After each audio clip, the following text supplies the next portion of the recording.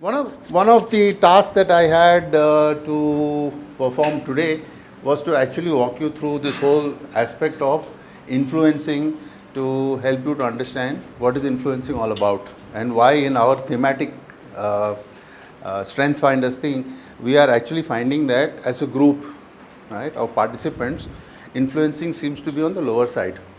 Therefore, what are the implications? Right? Now, to do that, I think the first thing we got to again go back to constantly. I keep telling you, please bring this with you. Right? If you have not brought it, then next time around, please bring it, because I tell you why. This entire thing helps us to understand the themes better. Right? And since the cards are also arranged thematically, you will notice that all these yellow cards are about influencing skills, right? All of them pertain to influencing skills, right? Okay, so let's just use whatever information we have. My objective here is to help us to understand what is there an implication for us? Are we challenged with something? If so, what do we need to do? Yeah. So let's just do a quick recap. Right? If you can remember, we have got 4 domains: strategy, execution, relationship, and influencing. Right? So just for our reflection again, right? Executing is about really, I mean, let's start now connecting with what the implications are. This is about working harder. Executing things are about working harder. Where do I get that inference from? Take your card, right? And if you look here in the domain, right, you will notice here executing has got strengths like achiever, arranger, belief, consistency, deliberative, discipline, focus, responsibility, and restorative, right? So each one of you can reflect on that. So this is about working harder. The relationship is about working with people, right? And therefore all the strengths which lie in that domain. Strategic thinking is about working smarter. Influencing is about influencing people. Right? Why are these bucketed like this is important. Why do you think they're bucketed like this? Any particular reason why Gallup decided to put them into 4 buckets? Any thoughts? Based on the roles what people play. Or functions within an organization. Okay. Roles that people play, functions within an organization. Yeah. Any other thoughts? See, what I see, if you put it in compartment like this, Yeah. for example, what Yeah. influence the Yeah. relationship building will have on execution. Okay. It's like that. So Okay. it will help to reflect on that. It will help to reflect. All right. So Yeah. it's about capacities. Okay. It's a thought. Nice thought. What else? Remember that the Gallup Strength Finder talks about leadership. It's about leadership. It's not about examining, it's not a personality tool. It's about using strengths for certain definitive outcomes. And therefore, as a leader, right, they have decided that, look, leaders lead through the ability to think, right?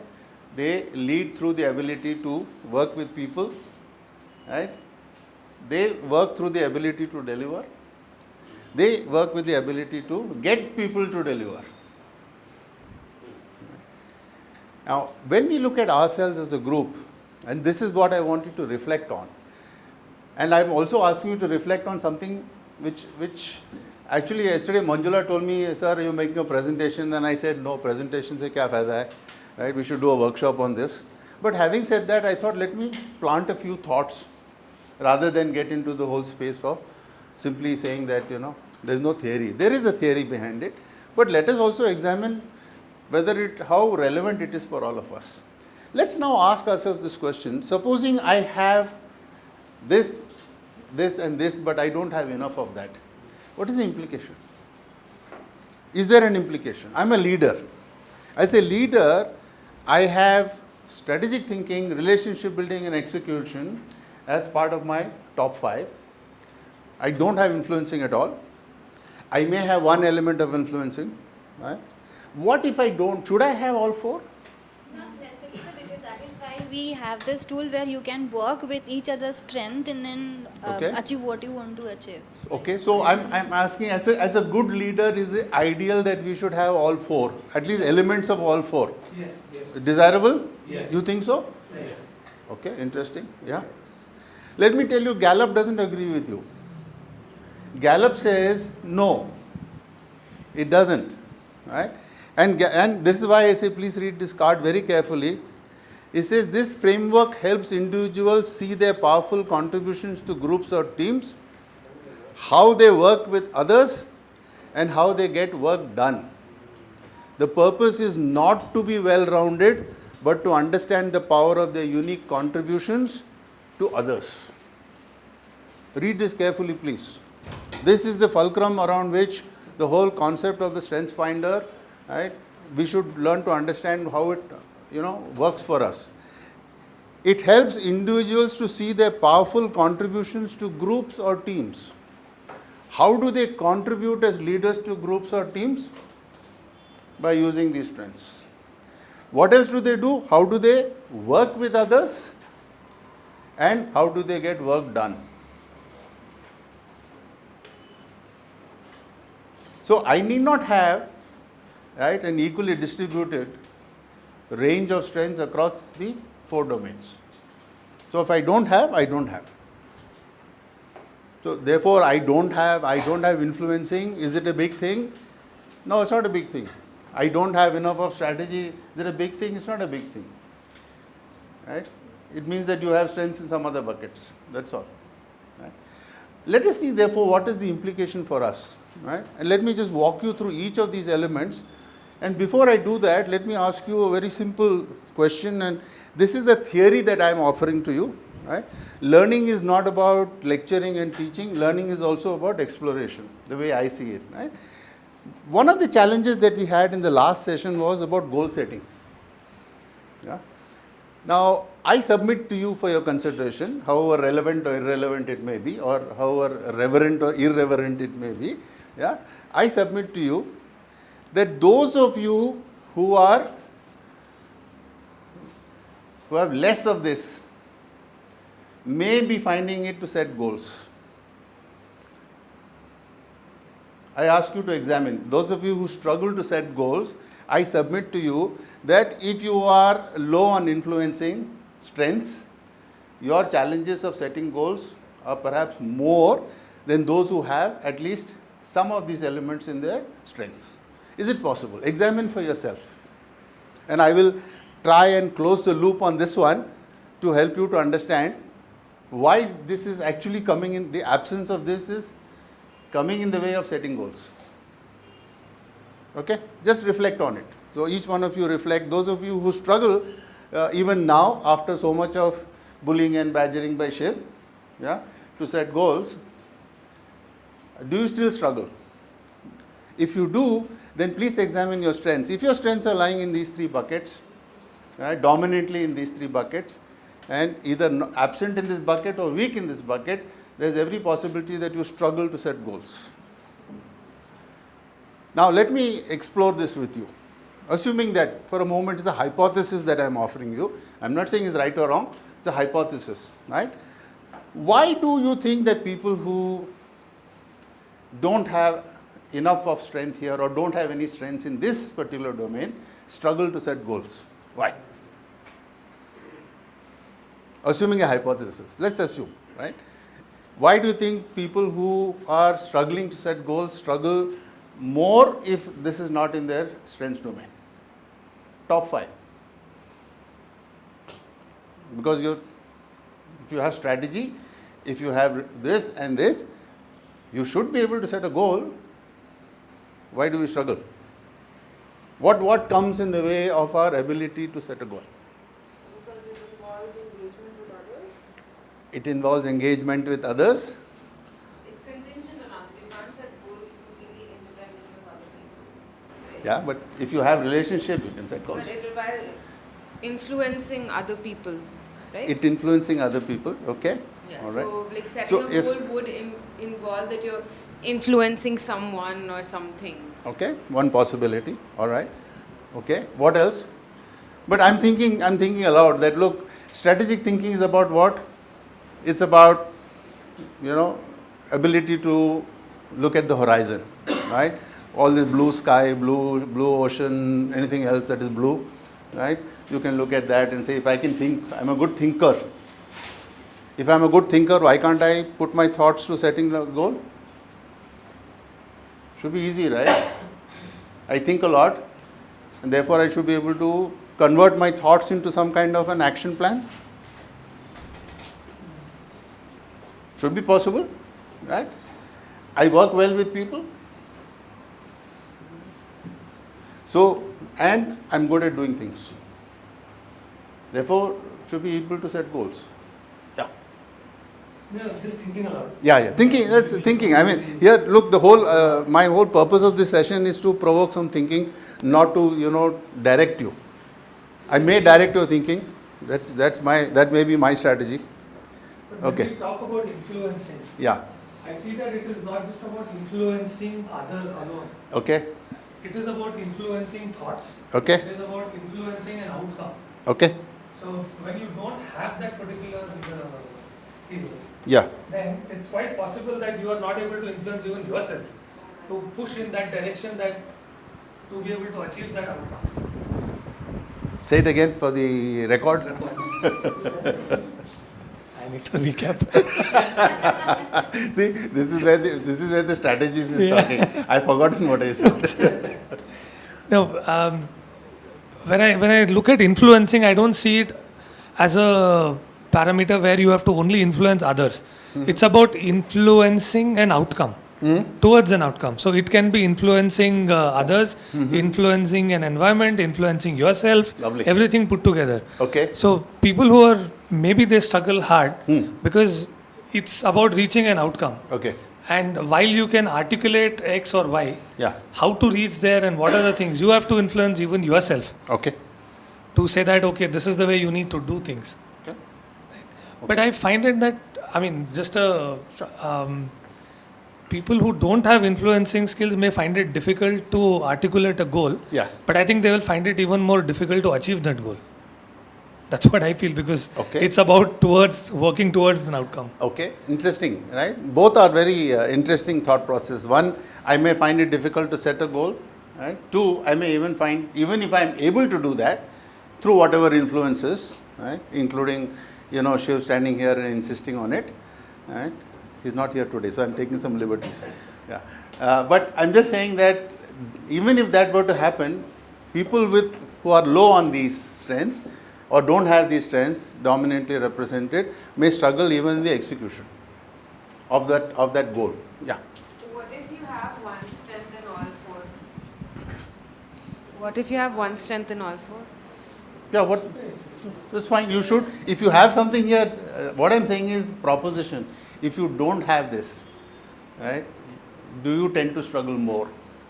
No, but I feel like I would probably not agree with. Yeah. I mean, I am of a different view that just because I don't have an influencing skill, that doesn't mean that we don't set the goals or we don't achieve the goals. It all Okay. depends on your individual mindset and the way how you want to take things forward in life. That matters the most. Okay. No, I think correction. Yeah. It is not that you are not able to reach your goal. It's about how difficult and how much you will struggle to reach your goal. Okay. That's the. How much more effort you need to put to reach your goal, as opposed to you may reach, but you may have to put more effort. Yes, Sandeep. Sorry, just a question. That what is essentially the difference then between working with people and influencing people? Good question. Right? Between working with people and influencing people. Also Good question. who have an amount of influencing people. Good question. So let's examine that also in the course of the next few slides. Okay, let's just hold it for a little while, because I'm going to offer you something, right? I have been doing some research on my own, and I'm grateful to some of your colleagues who came and sat with me earlier, this week and last week, because I was examining the correlation between personality and strength. Right? And I found that I may have the strength, but I may have characteristics of my personality which actually do not allow me to use that strength more effectively. Right? Because I have the strength. What is the strength? Strength, we said, remember, it's a way I think, I feel, I act. Right? Now, whilst I generally think, feel and act in that direction, is there something else that can influence me not to be able to be successful in using all my strengths effectively? I saw a good correlation. Right? So then I explored it a bit further and I found there hasn't been much work done in this domain, because people are either obsessed with looking at one dimension and they don't necessarily look for a correlation between the personality and this and the other dimensions, which I thought was something we should explore together, because ultimately we are trying to learn here. We are not trying to say I'm going to set a goal. My objective of a development process is not to set goals. It is to learn. And that learning should enable us to deal with ourselves better. Learn exactly what. Whatever you are learning, whatever you choose to learn. Nobody is forcing you to learn anything. You are here to learn something for yourself. Right? There will be opportunities made available to you to learn across the spectrum. Each one of us will pick up whatever is relevant to us, and then the exploration as to how far I want to take it. Yeah? Okay? Because if you are compelled to learn something, that is called directive learning. Right? I certainly don't see myself, offering you directive learning. It has never been, my style. And there is a reason behind it, because I will explore that also with you. Why is it that I don't like directive learning? I don't like sitting in conferences, seminars where somebody is telling me to do something. Right? And I've examined my own strengths and I find that there may be some correlation. Okay, so let's just, for the purposes of understanding this. Okay. Okay, Sandeep, just to help you to clarify. Yeah? Just so that I'll close this. That's because last time Tanga was kind enough to hook me on. So, yeah. All right. So, here is, let's explore each one of these. Yeah? Executing. So, what are we saying here? What is our understanding of what I put up here now? Leaders with dominant strength in the executing to know how to make things happen. When you need someone to implement a solution, these are the people who will work tirelessly to get it done.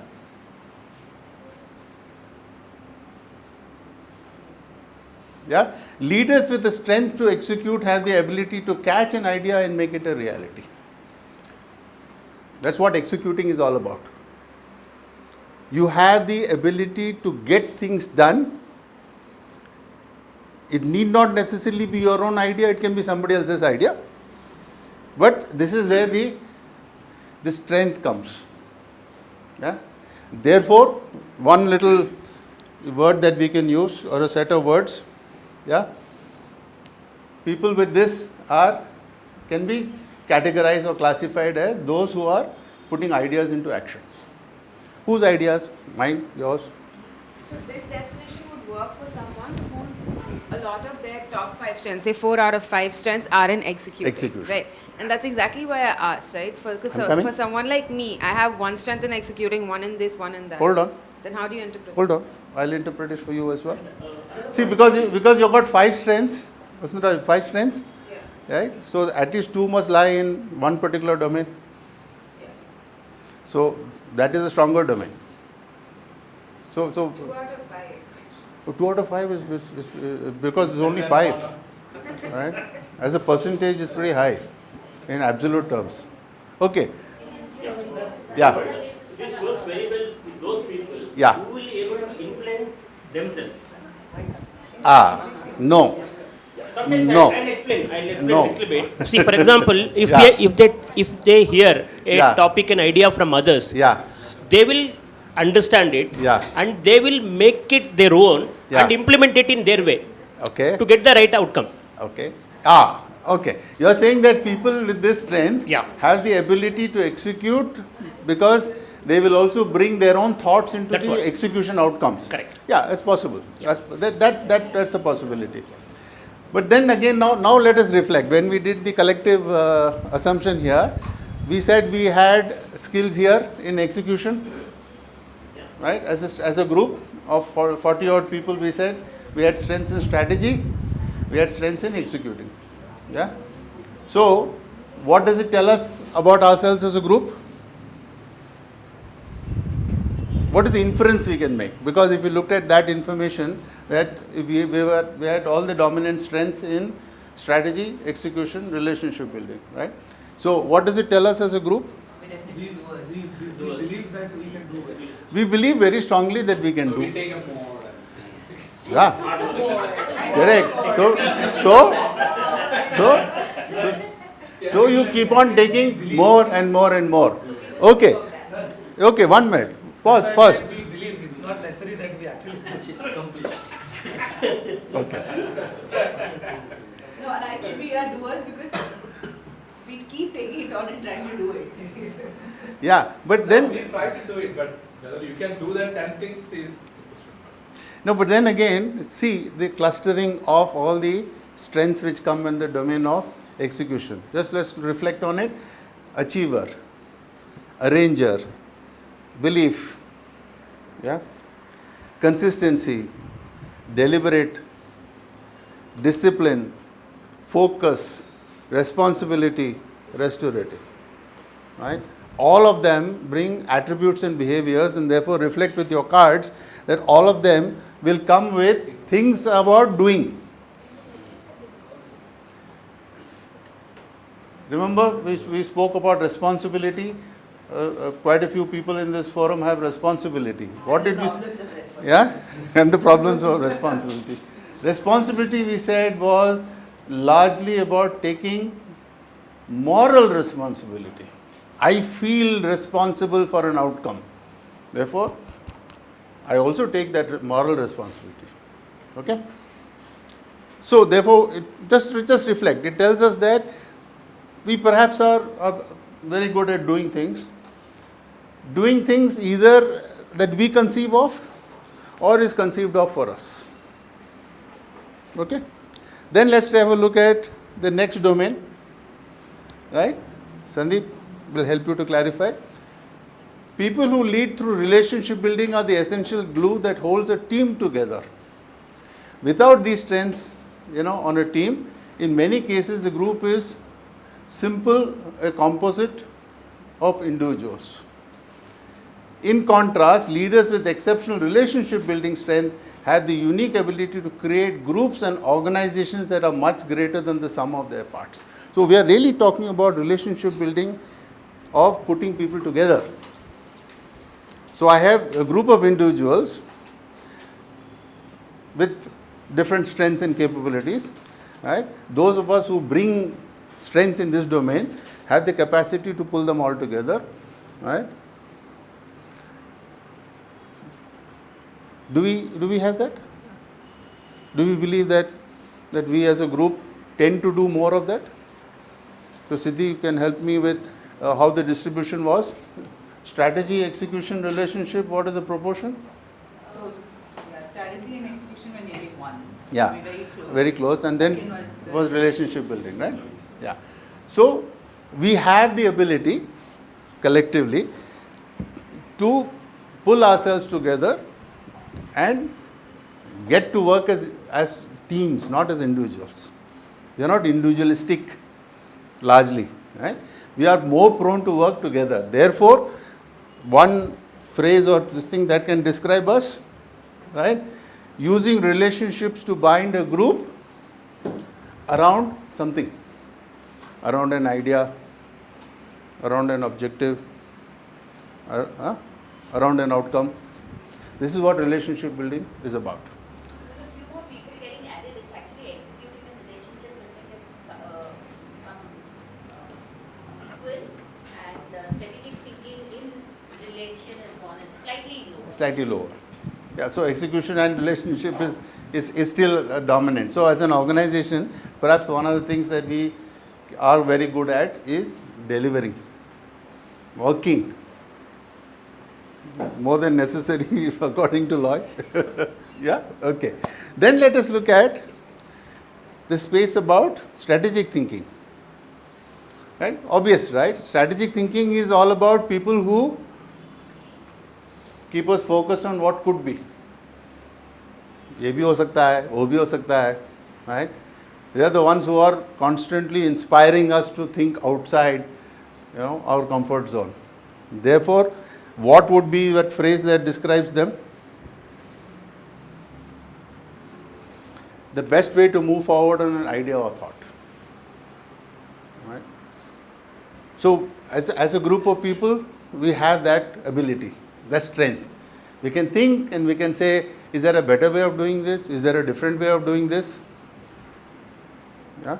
And then once we have, we move on to doing it through groups of people. That seems to be the focus. Now let us look at this whole element of what we talk of influencing. Those who lead by influencing help their team reach a much broader audience. People with strength in this domain are always, apologies for this thing, sell the team's ideas inside and outside the organization. When you need someone to take charge, speak up and make sure your group is heard, look to someone with the strength to influence. What are we talking about? We are talking about influencers who are able to, how are they different from relationship builders? Yeah, what I have observed from that is that I think the second one, which is about relationship building, is more about putting a group together. Yes. Making it cohesive and so that the group function on its own. But this is more about going and also influencing outside so that the group's idea itself inside and outside. Yeah. Inside and outside. Yeah, it sells outside. It sells, right? This is about your ability to sell. It is about your ability to get other people to buy your side of the story. It's about your ability to influence others to want to believe in you. So I have a good strategic thought, right? How do I get my strategic thought implemented today? I use the relationship building strengths I have. So there is a certain warmth, there's a certain bonhomie, there's a certain goodwill that is generated, and then people feel very happy going and doing something. Do they necessarily have, or have they bought into what you want? May not have. May not have.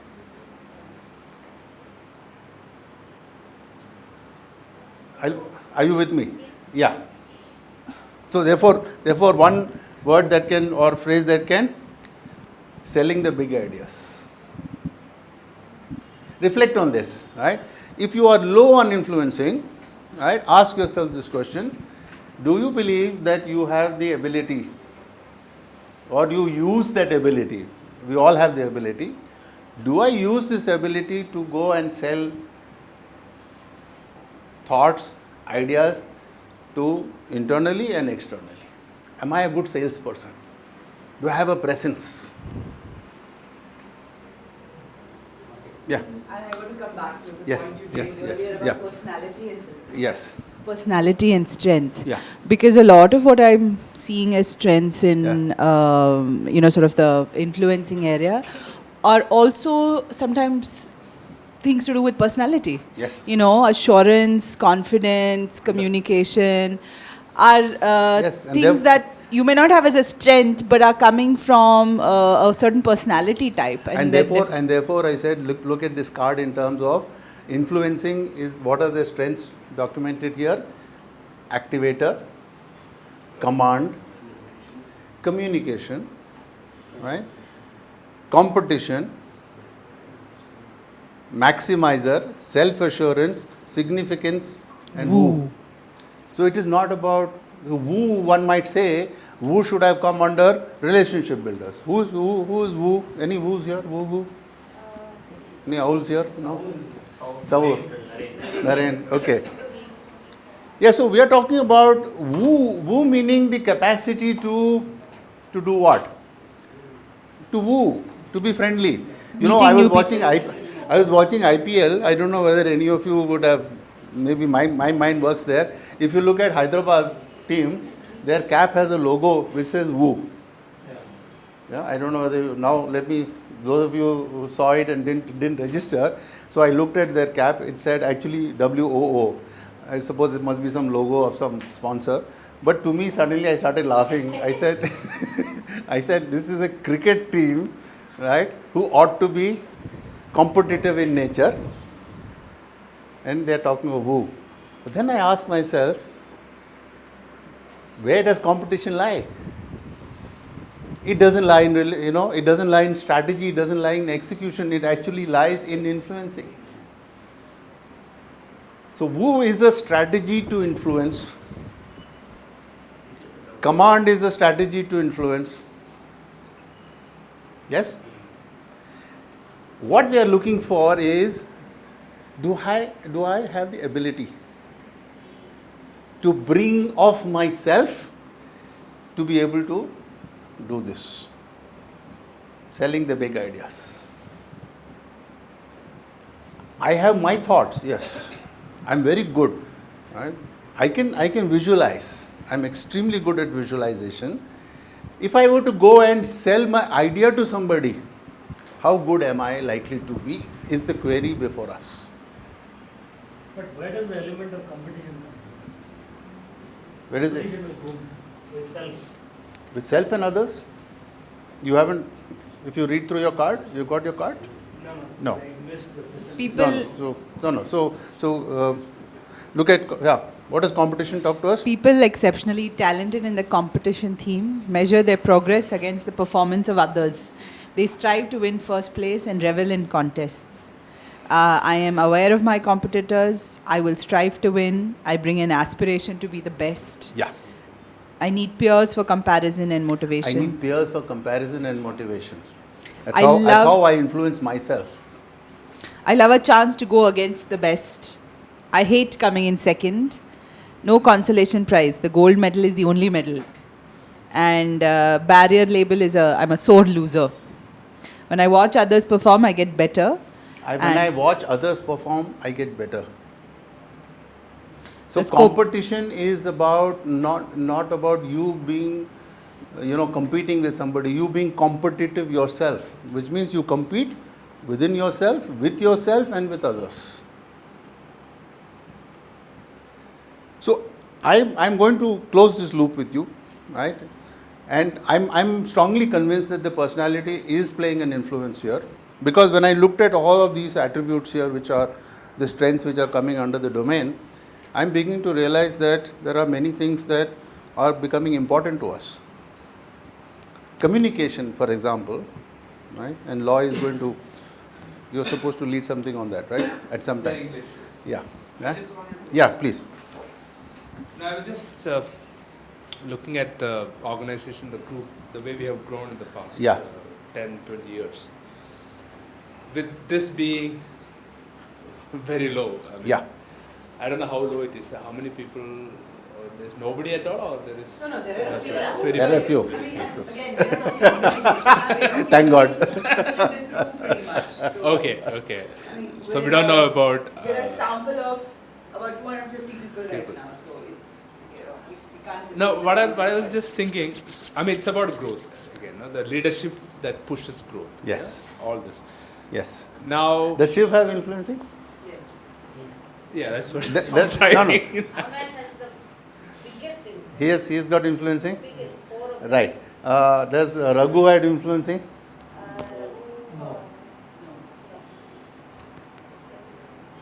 So. Raghu has, Yeah, he has? Raghu has 2. Two. Shiv has 3. Yeah. Nitin has 4. Okay. So, just now, it's good to be theoretical, but let us just examine the leadership that we have, right? What is it that they are able to achieve that we sometimes struggle, right? Their ability to sell. Their ability to sell themselves, their ability to sell ideas, right? To persuade you to come to their side of the story. To do the peacock dance. To do the peacock dance. Which is probably why, right, They might have found it easier to set goals for themselves. I'm sure that Raghu does, right? I'm sure Shiv, I don't know whether you set goals. Yeah, there you are, see, you set goals, right? Because of what? Because of a very strong self-belief that they bring. They know themselves. You can use any of these strengths. Command, I mean, none of them in isolation are, are strengths that will serve you effectively on a long-term basis. But for example, take command, right? Some of us have command, right? What is command about influencing? If I have command, how would I influence somebody? Yeah, Shama. So if I have command, how would I influence somebody? What is command about? Right? Direct and decisive. I push back when I am pushed. I have emotional clarity. I challenge. I enjoy. I revel in challenges and conflicts. Right? I love exerting control in situations that seem out of control. I hate passivity and avoidance. Right? I am comfortable in the driver's seat. I can be bossy and dictatorial. Yeah. So that's the way I'm influencing. Right or wrong, we are not questioning here. We are saying they have that, therefore that ability. So do they sell of themselves? Yes. Do they have faith in their ability? They seem to have more. Right? They seem to be more confident of themselves. Is it possible? Reflect on this, right? Reflect on people who are competition, command, significance. Anybody has significance in our? I think maybe one or two people. Nitin. Yeah. Well, he has 4 out of 5.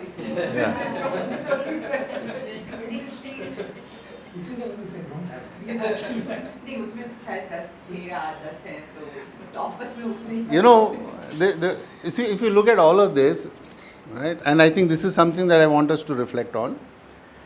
The fact that we are as a group we are low on this doesn't mean anything. It just simply is possibly okay. No, that's what I was just thinking. No, it's not okay. No, not maybe okay the right word, but in terms of an organizational growth. Yeah. See, it's not only influencing needs to be backed up with a strong implementation, which is demonstrated, right? So we don't need to have very high on influencing. We have the key people on influencing. Yes. Who can showcase what we achieve. Correct. Right. Right. I think that's what does work for us. However, Loy, in the future and looking at this group of people as being leaders for tomorrow, right? We cannot stand back and say, you are the influencers, I am the followers, which is what seems to be the current state of comfort, right? I'm not saying this is wrong. I'm saying that's the way we operated. But if you were to then ask yourself, how do you set a development goal for yourself or a plan? As a group, perhaps one of the things that we need to be able to do is to work on our influencing strengths. As a collective group, this would seem to be one area of development that we should perhaps all invest in some proportion. And what will come in the way is something we will examine in a few moments. Yes. Sorry, to me this whole piece of influencing as strength and influencing as personality is still something that I'm not able to gel in my head. Yeah. I wanted to, and I haven't brought my folder, but I think the MBTI strengths finder combination I think that would be useful. The other piece, just because of what Siddhi was saying and Peacock Dance and Loy was saying as followers, I think we should also reflect or even go back to our top 20 or 30 because I think there is also this, if we're saying we're all doing and not being able to feel successful or happy about it, who is influencing and what ideas are you selling that we're then never able to sort of bridge the gap? I don't know. And the way we influence, should that also change? What we're selling also should change. Yeah. Right? So I think just listening to everybody, those are the sort of things that are sort of coming to my head. So I'm yeah, sorry, Nitin. Sorry. No, I just want to counter what Loy just mentioned. if you look at who's unhappy about the growth, right? There are only few people who have raised that we are unhappy. The rest of us, have we ever raised that we are unhappy with the way we are progressing? We've never said that. But there are only few individuals who said, no, we should have achieved much more than what we have done, and that is why we are unhappy. And all of us start thinking, yes, as an organization, we are unhappy. But if you divide up the number of people around, you will find that only there are 2 or 3 people who are unhappy, and rest of them are okay with the way it has been going. Right? Second, as an organization, last 20 years, if you look at it, right, the biggest roadblock to my mind at this point of time is that if the managers and in our case, SBU heads or the initiative leaders, if they don't have that much of influencing capacities plus strategy, kind of mix of that, then largely we will be surrounded by saying that, okay, we can do only this much, so let's be happy about it. Let's try. If we achieve, it's fine. Otherwise, let's strive to see whatever we can possibly do. Right? Till now, it was okay because there were 2 strong leaders who were pushing it. Now they're taking a back seat. You will find the problems arising now. And if you look at why there is so much unhappiness even at the board by these 2 individuals about what the pace of things, how it is running, it is largely coming in because of lack of influencing abilities within people around who will push things forward. Yeah. So, as an organization, we have done, it's not that we have not done well, but again, it could have been much, much different than what it is currently if we would have had right set of skills available within the people. And from speaking particularly from CMS point of view, I think managers particularly will have to have that because, see, at the end of the day, when you go to the client, your work does speak, but your peacock dance also speaks quite a bit. Yeah. No, I'm not disagreeing with you. That's not what I meant. So when I was looking at more which is low or high, right? We said that, I didn't know that so many people did have influencing. No, I agree with you that there should be more number of people who are in this category. But I'm not. What I was trying to communicate is I'm not too worried if it is on the lower side compared to others. That's what I was trying to say. No, I'm with you, Lloyd. But I'm just saying that if we want at some point of time to bridge the gap, right, we perhaps must look at the fact that we are good thinkers, we are good doers. Are we able to sell ourselves? Are we able to sell what we do? Are we able to sell myself? And this is where I'm telling you that, look, for those of you who did your 16 PF, right, and I've seen all your 16 PFs, for those of you who've done it, one thing that stands out, and this is a program that we did, Manjula, remember, right, where I spent 6 whole days on doing this whole thing about assertiveness, right, 6 whole days, right, at the end of which I think I mentioned this, I gave a simple task to the participants. I said, proof of the pudding, right? We will go to Lal Bagh at 6:30 in the morning, lots of walkers, yeah? I will come and sit there. I want you, each one of you, to go and meet an absolute stranger and make one round. By the time you come back, you become reasonably good friends.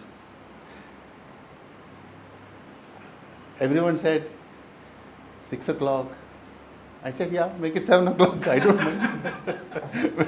If time is a problem for you, you do it at 4 o'clock if you like. Right? No, Saturday, Sunday, any number of reasons for not wanting to do this. Right? I submit to you for your consideration. One of the reasons why we struggle with that as a strength and why we are unable to put goals into place is because of this. Right? If you look at, therefore, some of the factors influencing or influencing assertiveness. I submit as a group of people, that's one personality characteristic which generally seems to be, if I look at a population ratio, 70-75% of our population is low on assertiveness. What is assertiveness, therefore? What is assertiveness, therefore? No. That is the behavior. Assertiveness is that what you said is a behavior. What is assertiveness fundamentally? It's about I value what I'm thinking. I really think it's just self-belief and that I don't know. So we can I'll offer you some thoughts, right? It's about combine these two. It's about you having faith in yourself. You having the ability to believe yourself that you can actually do what you want to do. That's assertiveness. Are you prepared to take ownership for yourself and for whatever outcomes you desire? Or are we perhaps in a state where we allow someone else to direct us? And we are comfortable with that. I don't see any discomfort, which is the point that Nitin was also making. I don't see any discomfort in the fact that we feel directed, because our strength is in execution. We are good at it. We also can think, so when somebody offers an idea to me, I am able to connect with the idea. It's not that I am dumb. Right? I am able to connect. So I don't lack intelligence.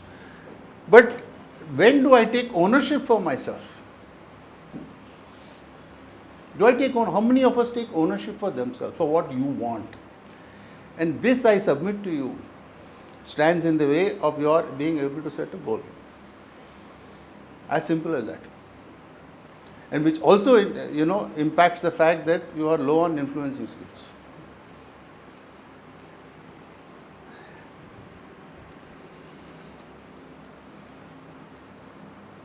All this, yeah.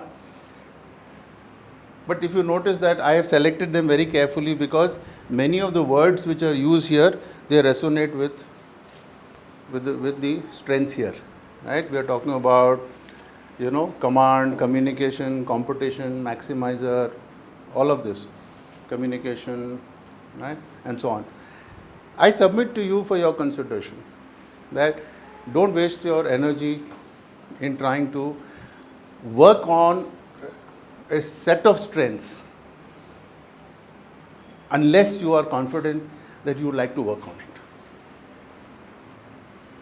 Whatever strengths you have, can we use those strengths smartly rather than try to work upon a set of strengths which are influenced by some aspects of my personality, where if a large part of the population and I as an individual am low on ownership of myself, not assertiveness. Assertiveness in psychology is taking ownership for yourself.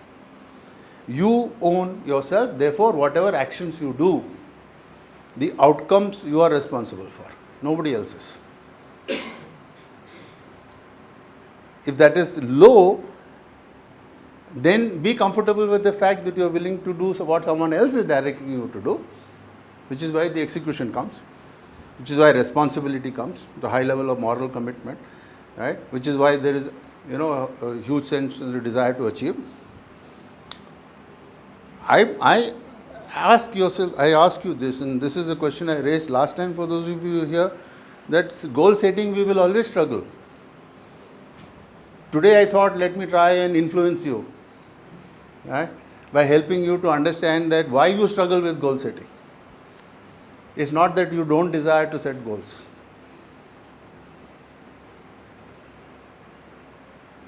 I don't think there is any situation where you don't desire. I think the desire comes because the mind is saying, yeah, why not? Right? It's about asking yourself the larger question, and I will quote Siddhi contextually. Siddhi said that, look, my biggest challenge is, if I put something on a piece of paper, it stares at me. I have to own it. That's what she said, am I right? She said, if I put it on a piece of paper, and last time I said, write it down, you won't forget it. But if you write it down, Siddhi rightly said, it stares at me. It's there. I have to own it. And this is what I'm trying to influence you to think, to say, it's your goal, not mine. If you write it down, you own it because you wrote it down. I can't tell you what is good or bad. So think about this, and think about this carefully, and say, rather than say, okay, we are low as a group on influencing skills, but it's all right. As Loy says, it's all right, we are okay. Are we comfortable as individuals being in that space where we are not taking adequate ownership on others, of ourselves? Therefore, what are the implications? People will perceive you, right, by how you respond and how you behave. And therefore, they will respond to you that way. As simple as that. If people see you as being non-assertive, they will respond to you that way.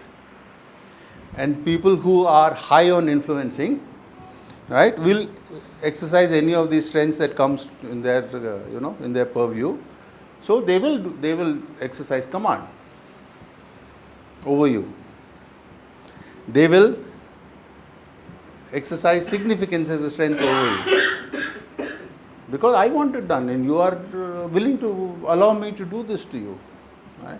Now, question that remains is, what does it do to me as a personality? So the strength is obviously an area to be worked upon. How does it impact my personality? And that is something I want you to think about, reflect for yourself. Development is not about taking a task on hand and setting a goal. Do I feel, and this is, I think, to connect and perhaps to also go beyond that, between the conversation between Loy and Nitin, how do I feel all that? Do I want to continuously be in a state of being where somebody keeps on telling me what I should do, and I don't actually feel happy about it? I don't feel happy. I have to. I don't have a choice. Right? But how long do I want to do this? Where am I? When you're young, you can arguably say it doesn't matter. Somebody tells you you're in a learning phase. But as you grow and as you mature, right, and as you actually biologically age, the fact remains at some point of time you begin to feel that this is coming in the way. That you're not happy. And I share this with you because in my practice I have a number of clients who come at the corporate level who in their late 30s, early 40s are unhappy. Why are they unhappy? They suddenly realize that they don't want to work under the supervision of somebody. They want to be independent. Where can you be independent, guys? In any organizational context. Where can you be independent? You can't be independent even at home with your wife or with your children. The fact of life for those of you who are married, right? And depends on how long you've been married, right? Because both are at the end of the day personalities and strengths which will always either be congruent or they will clash. Right? If you're unhappy with yourself, if you're unhappy with yourself, you cannot set goals for yourself. Aisha. You cannot set goals for yourself because unless you are in a state of mind where you feel comfortable with yourself and you're willing to take ownership for yourself, right? A, goal setting will become a challenge. B, assertiveness is diminished and therefore influencing strengths are likely to be on the lower side because you don't practice them. You don't practice any of the behaviors consistent of or linked to influencing skills. They all come in the domain of being assertive. I leave this reflection for you, right? Not because I think that therefore you should say, oh God, then I can't set a goal. No. Set the goal, set goals in realization of the fact that this is where your struggle comes from.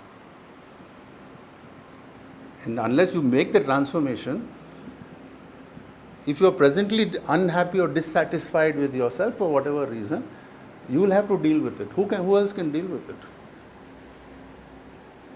I can't deal with it for you.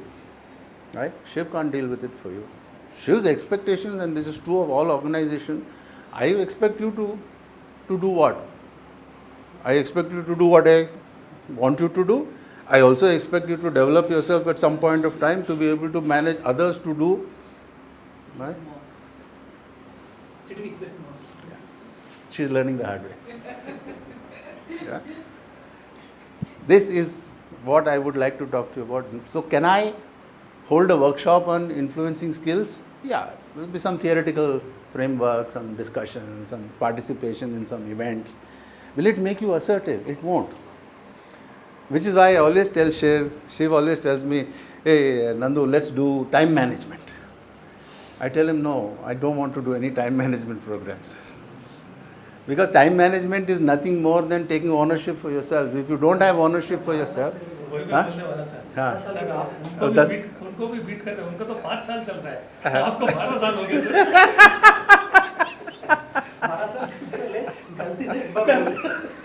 नहीं एक बार बोला क्या? We actually, I remember, we had 2 sessions also. Yeah. वो मेरा गलती नहीं है, right? And after you had the sessions, you came and said, right?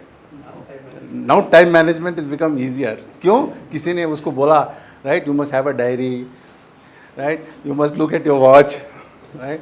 I can teach you all that, right? I can tell you to give. So Nitin gave you a diary. When was it, Nitin?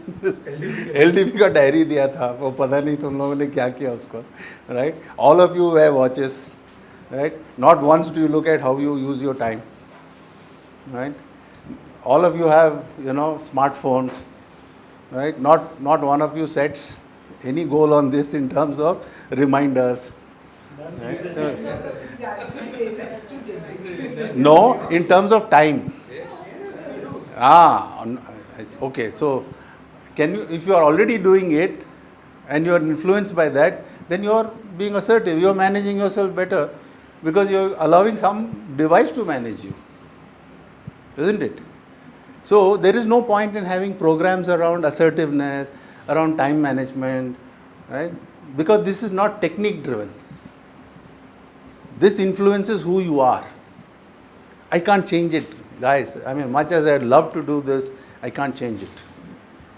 I can tell you what will come in the way if you don't change it. That I can do. Yes. Finally, I'm giving you a chance. Sorry. My quandary is still this. Yes. That if as a personality you have all of these. Yes. But as a strength you have none of those. Yes. What does that mean?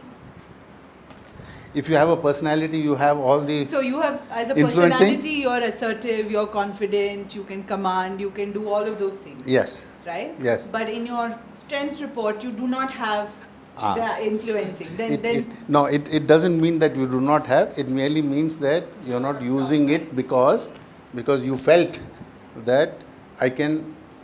If I use some of these, I may be perceived as being different.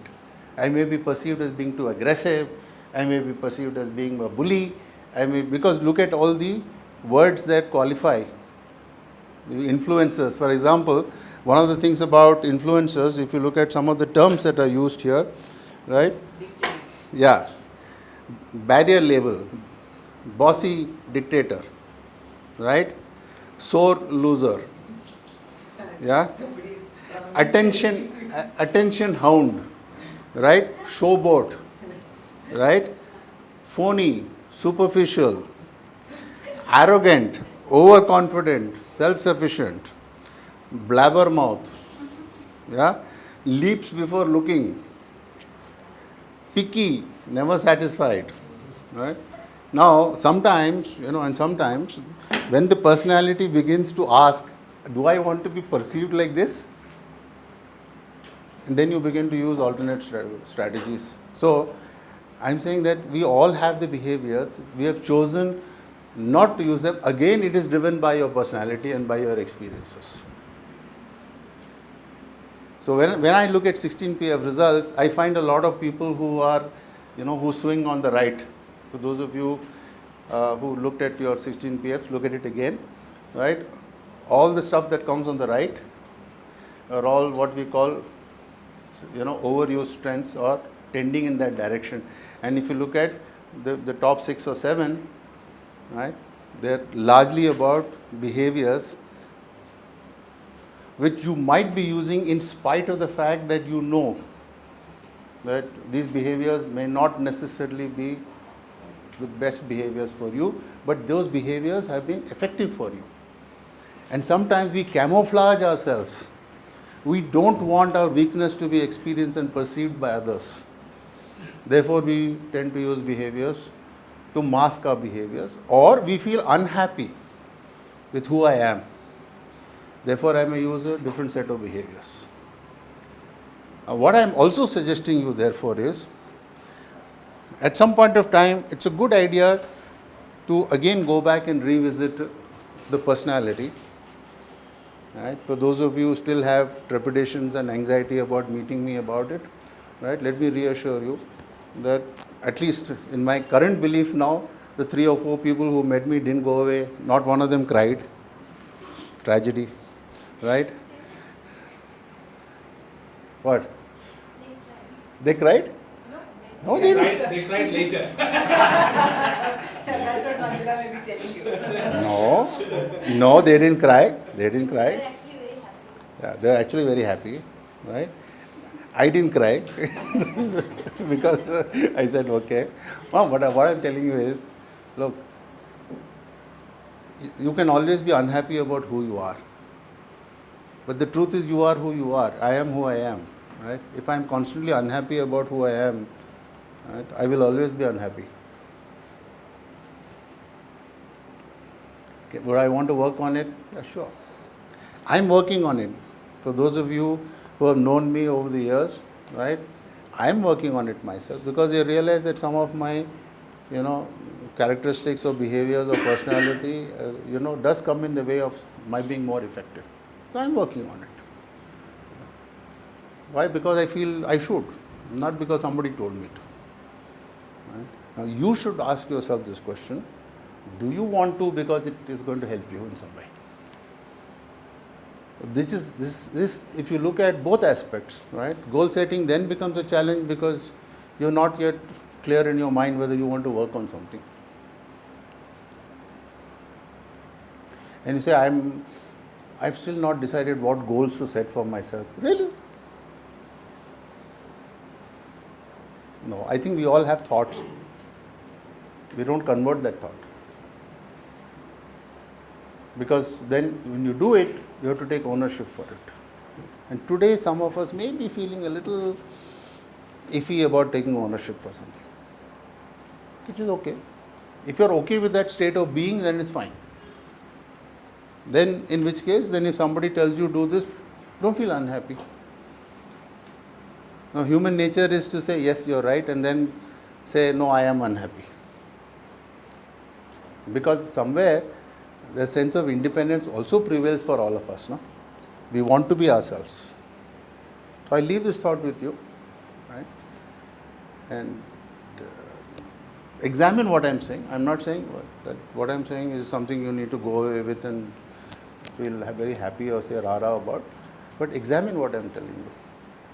That let us not waste our energy in trying to do what is going to be an uphill task. Let us first do the self-exploration. Let us satisfy ourselves that this matters to us. Let us believe that, yes, this is going to help me in some way. Right? Forget the organization per se. It will obviously help the organization. It will help me in some way. And then, how do I get there? Yeah, let's talk about that. Okay, I made up my mind. So go back to Alice and the Cheshire Cat. Right? If you have decided where you want to go, then the Cheshire Cat can direct you, right? Can tell you, okay, this is the way to get there. So first come to that conclusion, okay? Thank you for allowing me to ruin your Saturday. Sir? Yes. Mike.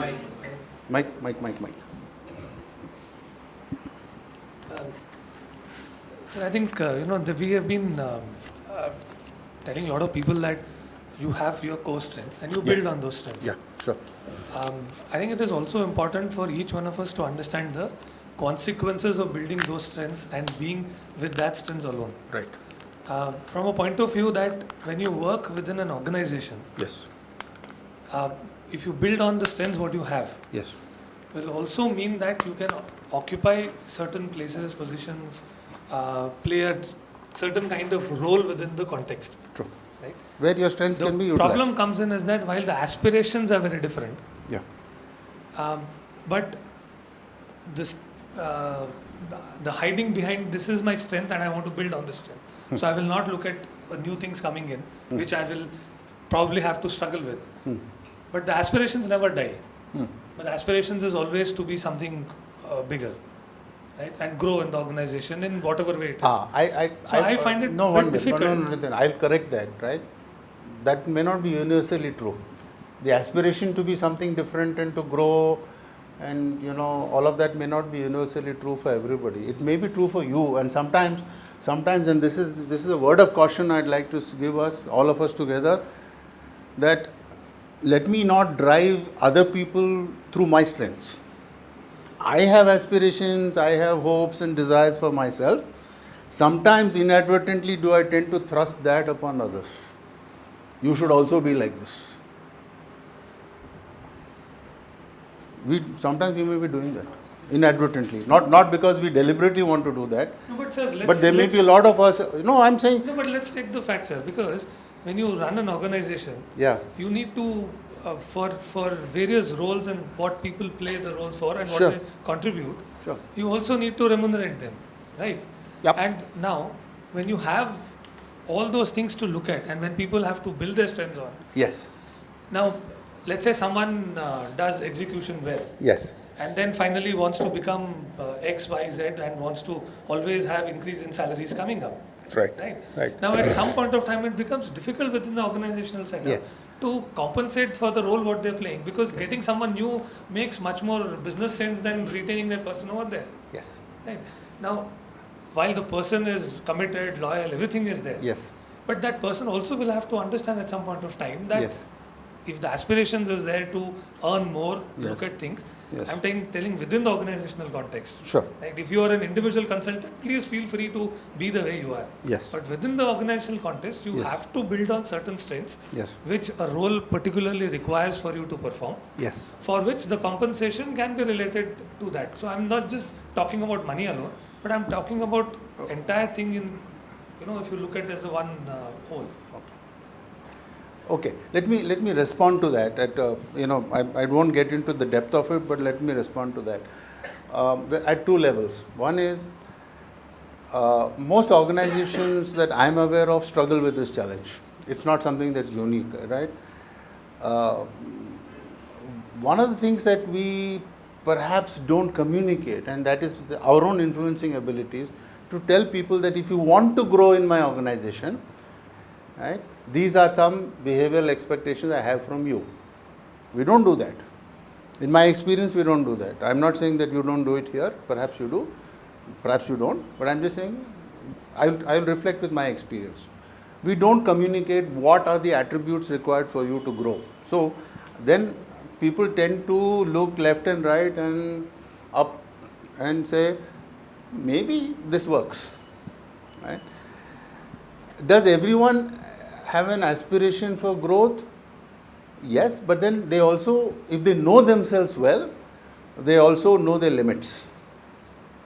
But what happens in a societal context, which is an organization is like a society, in a societal context, there are parallel influences at play. I look at my peer and my peer is progressing, but I'm not. Then what happens? Right? So organizational behavior can be quite different from behavior outside the organization. Right? Now, one of the things that we also want to do is we want to go back to our hiring practices, and that's important, right? Which is why organizations who are good in terms of how they manage this are also good in terms of the hiring practices. Uniquely, for example, if I were to go back to my Hindustan Lever, now Unilever experiences, their hiring was always consistent. They looked for these attributes, they hired these attributes. They said the rest we can train. And the philosophy of Unilever in those days was hire ordinary, right, and make them extraordinary performers, because that we can do. That's always been the philosophy. Now, here we have to, and the fine balance is about our self-belief that others want to aspire and grow, maybe it doesn't fit in with them. But if the general environment in which they work values that, then perforce you are asking them to respond with a set of behaviors which they don't have a choice. If they don't respond that way, they lose out.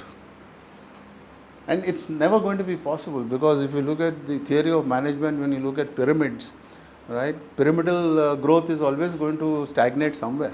People are going to fall off the edge of the pyramid somewhere. They will. And that is why people leave, because they probably find opportunities, where there may be a vacuum somewhere where they can plug in and grow. It's possible. So those are some, I'm saying these are thoughts. I'm not saying that these are conclusions that you want to just, yes, Shiv, you want to say something? No, I thought I heard Nitin a little differently. Yeah. No. I think when we do these analysis in terms of strengths or 16 PM, I think I want to go back to a reminder you normally give us. You don't say this in these words, but I hear it this way.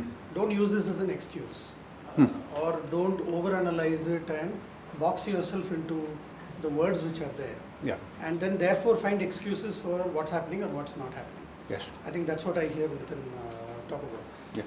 I think that's still a valid one, because sure. Okay. I mean, if you remember the first time ever we did a PI, I think for 3 months or 4 months, all of us are talking to each other as ABCD only, right? Yeah, yeah. Oh, your A is hitting me, and can you not be a little bit more B with me? Why can't you fill up the timesheet? Your C is low, Your D is low. Your D is low, yeah. So,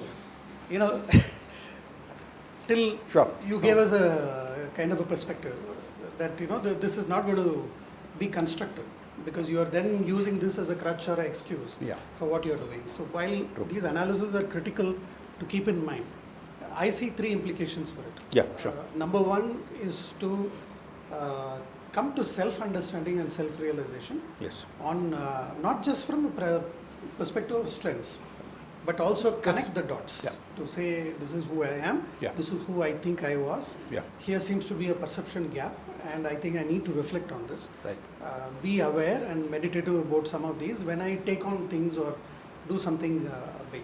Right. Second is also that when we come to recruitment, I think the teams have to be more and more clearer. For example, for CMS, one of the worries has always been for me that the influencing skill is something which was on the lower side. And we know as a group, not many people are at that level. Now, that doesn't mean, one way is to... Only hire influencers. No.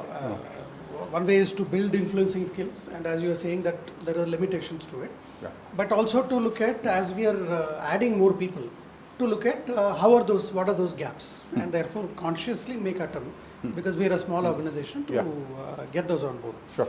Thirdly, and I think we don't do this very well, is when people change their roles, right? Consciously looking at moving into this role, will this person be disadvantaged or advantaged, or what will change, how to help that person, and how to reset certain things for that person. Right? So these 3 things, if you're looking at it, then these analysis can be useful. But we do this mechanically for a conversation over coffee. I think it's a little utility, I feel. Which Shiv, I mean, I respect what you're saying. So perhaps going forward, one of the goals that we can collectively work towards is that when somebody is being considered for a role, we should actually be helping that person understand what the new role expectations are, how this person, like we helped Shama, how your own strengths and your personality is likely to influence or impact the outcomes. And that then becomes organizational responsibility jointly with the individual concerned to start working on that development.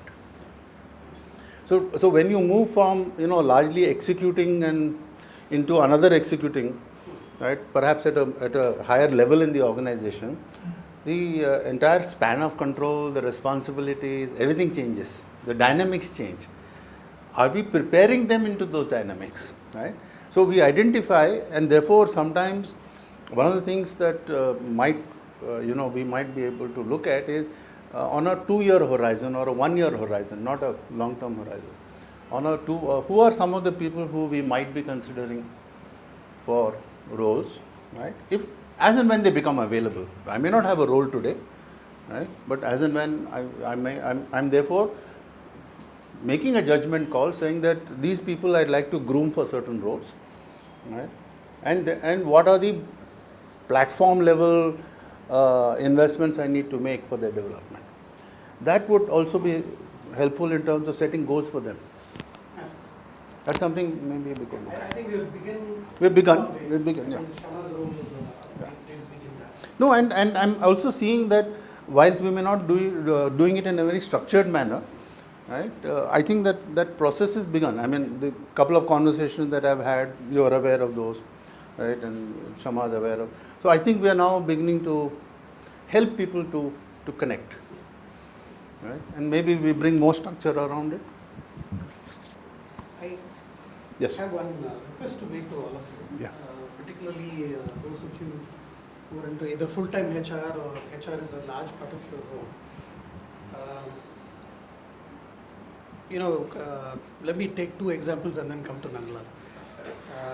Ravinder Agarwal, who used to work with us for a long time, a dear friend of ours and also a phenomenal professional. Once there was a period we used to make fun of his seriousness a lot, right? And in fact, it had gone to such an extent in terms of poking fun of him on that. I would also take responsibility for that. That he made a request to all of us, please don't make fun of my seriousness. I am serious. That doesn't mean I'm not fun. And we made him the fun coordinator in the Ooty retreat. Yes, I remember. And we had bloody good fun. Okay.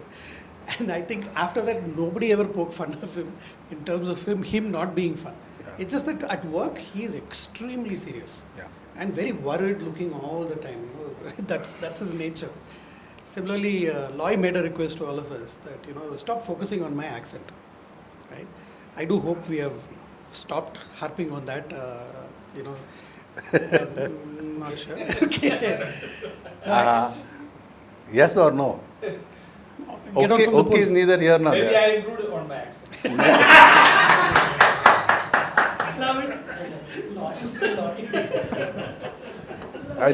I love this, Lloyd. I love this.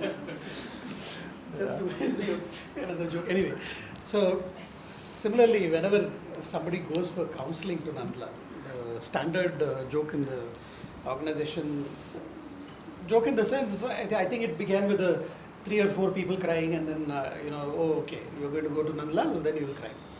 Now it's moved from a joke to actually a dysfunctional guidance to people who are going there, particularly new people who are joining.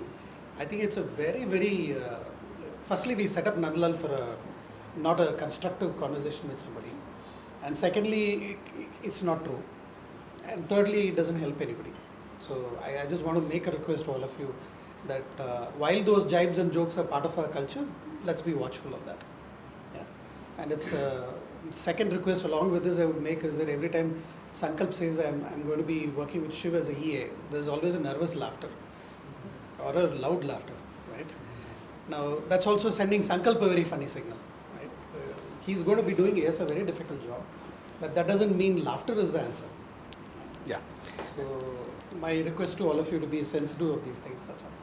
No, and I'd like to reflect on that particular bit about people coming to me. So I asked somebody who came to me and they said, I was told, tum jao jaake roke aao. Yeah, that's precisely what that person said. Right?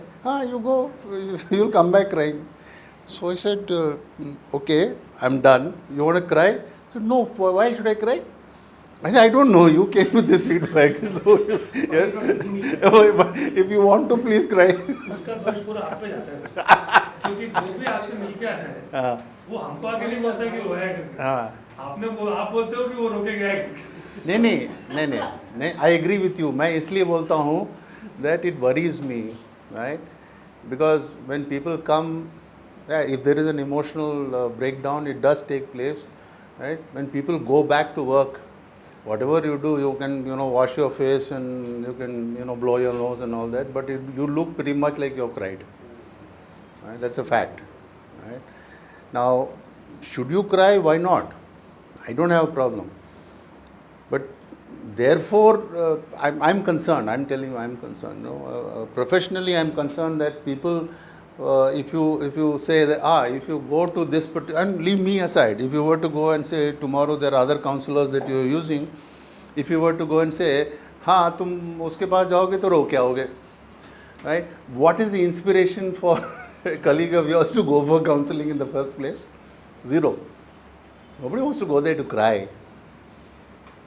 Right? And I know one of your colleagues, name not required, who I know for a fact that Shama did tell me that, this colleague of yours was referred to other counselors, right? And then finally came to me.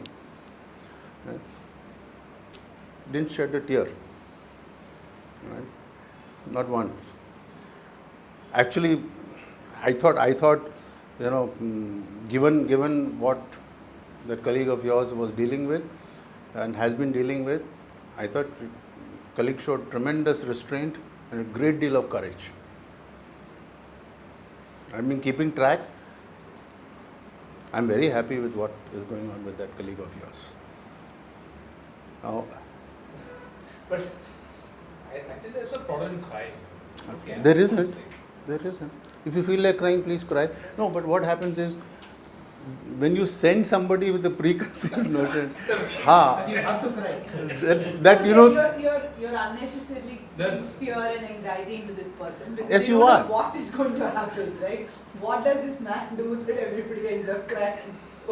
No, and this is something that was consciously spoken to me about, and I'm not apprehensive or ashamed to say that I got this feedback saying that can you tone down a bit and can you make people...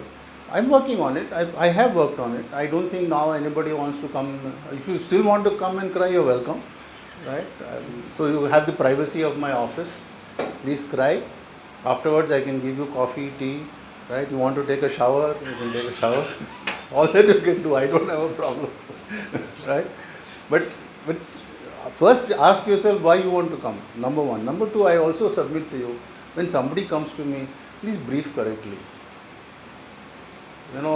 The kind of people, I've been asked to go and meet you to discuss my 16 PF. Uska matlab kya hoga? I have no idea. Right? So that also is important, that you explain to somebody saying that this is part of your development process, that this, the conversation will help you to understand yourself better, to link. Now this is, why am I saying this? Not because it's me. I'm saying this is development as a process. That when you are sitting with a colleague and saying that, look, I have thoughts for you, I have expectations from you, therefore I want to invest in you. That is the communication. And there are different people I will send you to as part of that process. So very important that you communicate what. And 16 PF is not a black box, it's not a ghostly place. You may not understand it, that's a different story. Right? So important to give that, because I think development should not take a setback because of the inadequate communication that you give to people, which is again influencing. Can you influence somebody to come and see somebody, me, whoever else, with the intent of helping that person to develop? So you are not using influencing skills there, you are actually using your relationship skills there. Right? Or sometimes you're using executing, behaviors there and saying, you go because you have to go. So think about this. It's an area where you can use your influencing skills to build a context when a person, so you can sell this whole thing. I'm sending you for a discussion. For what? To help you to examine, right, yourself and to examine how you can invest in your self-development. Isn't that an influencing, domain strength that you could use? Try that. as opposed to executing, which is like, tum jaake mil ke aao, right? And as somebody is leaving, tum jara rok ke bhi aao. Guys, I have a limited budget for tissues, you know. So next time, perhaps if you give that message, you can send a box of tissues to the guy. So. The other thing, maybe I just missed this. The first meeting should ideally be with the individual and the reporting. And the reporting also, entirely. And then if it happens in isolation, then may not be of value. Yeah. And I think that is a key piece we're missing. We send people off to you where, obviously a confidential conversation happens, and if there's no follow-up on that, then that... I disagree with that. What? That the first meeting should be with somebody else. No, sir, and that's exactly what I'm saying. What are we trying to get out of that first meeting? It's not clear. And But I have been at a place where I did go with somebody and I was extremely uncomfortable. They were extremely uncomfortable because a lot of times we're talking about very personal things there. No. So unless there's a difference in the way that things are happening now, which I don't know. But I think, I've always said that 16 PF is something which really, it's a window to a person. Yeah. Agreed. Right, and I don't know how we're using it now, Nandal. And so but I'm telling you about my experience, and that experience was very, very awkward for it. I know what you're referring to. And then after that, we didn't know how to handle it. Yeah. Right, so as a reporting officer, this was the first time, and then I got upset because I said, why am I the only one as a reporting officer who's gone? There are people before me and after me who have gone individually. Yeah. So I'm sorry, I'm being a little aggressive about it. But I think this is an important piece. Because what we are missing is, why are we sending somebody? Why are we saying the reporting officer should be there? What do we want to get out of that first meeting? And without that clarity, this is what happens, is people go and becomes a personal conversation. Reporting officers go and it remains a personal conversation. I think primarily we are using 16 PF to look at certain personality issues that play an influence in the work context. That's where I want to start off. Now after that, it can be built on for development, and I want to support that development. But if we don't start like that, clearly I don't want to be there if somebody is talking about, deep personal issues. But I do want to start the conversation from, this is where when we hired you, we saw that in terms of supervision and support, these are certain needs, and how do the three of us work together in terms of that development. Beyond that, the person can say, I see a need for, personal other issues, and I'll work with Nandlal, and I'm fine with that. Then I'm out of the conversation, right? And I think that is the difference. So I think if I can again bring you back to, to bring you back to this whole thing about influencer. Right? Act like an influencer when you're organizing this meeting. That's all I'm suggesting to you. Don't act like a person who's in execution. I was told, therefore I sent it. It's a process, therefore I've sent it. Right? It's about you saying, therefore strategize. If you have strategy, you have strategy. Think. In sending this person, why am I sending this person? Because I was told to send this person, so I sent the person. Right? And I can tell you in recent events, suddenly, I got a invite, and I just accepted the invite. I didn't even bother to see who were all invited. And suddenly I said, wow, I'm going to have a group session. I said, no, I had no intention of doing this, right? It will be so embarrassing for everybody, right? So, and that is because somebody didn't understand, they executed. They didn't look at this influencing, the ability to be able to use the strategy and say, okay, why is this being organized? What is a likely outcome? Who should be the participants? And so on and so forth. So, a little bit of thinking along these lines will help. And yes, you are right, Siddhi. How it was in the past and how it is now, the emphasis is to focus more in terms of the broader macro level issues. If there are personal issues, right, I don't tend to go into the depth I used to, because I find that there are occasions when people struggle. Right? So I actually don't go into the depth, because I'll tell you why I don't. right? Partly that was the feedback. The second is, if I go into depth, then the relationship changes. The person needs to come back to me to sort out issues. Which was the relationship I had with one of your colleagues who came, right? Because there was a desire to help that colleague to resolve something. So there was a different relationship. Unless somebody on the other side says, I want to develop this relationship with you, today I am not walking into that space at all. I realize that people do have their own. Yeah, sorry, Shiv. No, sir, I think, Siddhi, I realize that there are many mistakes made in the past. I think we have learnt and moved on. Let me give you an example of how, for example, Sankalp's one was done. The minute 16 PF went to Nandlal, he called us and we had a long discussion on what his profile is and particularly for the EA position, what are the implications. After which Sankalp had a one-to-one with Nandlal and I didn't go. Precisely because they both have to have a conversation. And I did not even, when I came in, I didn't even ask what is the earlier conversation. So they have had a conversation which is confidential between both of them, right? Thirdly, we focused on what are going to be some of the areas in which we will need to work on. And that's a conversation we three had together, right? And hopefully Sankalp was briefed before he met Nandlal. And it was a one-on-one followed by with the reporting officer and we have closed the loop.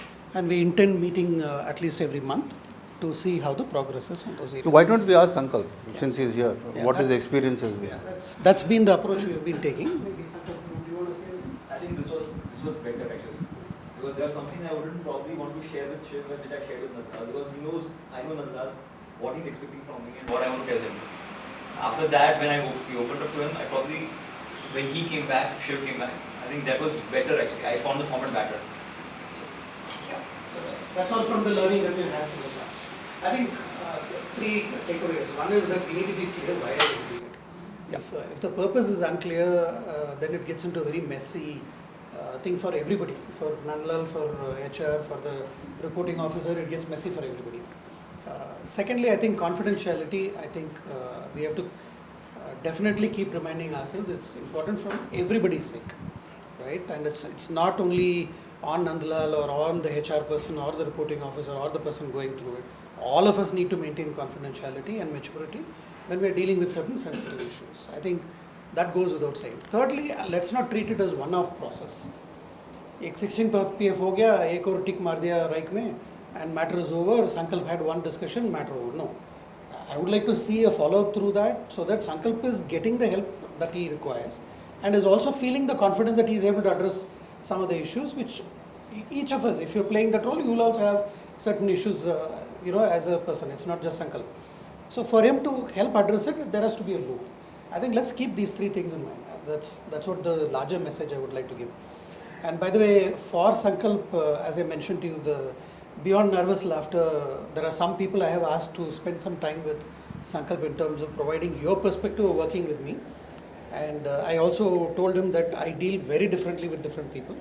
And therefore, he's likely to hear completely different approaches that I take with different people, or maybe some commonality somewhere. And he'll be able to tell you. and one of the briefing I have which given... is underlying unstated expectation.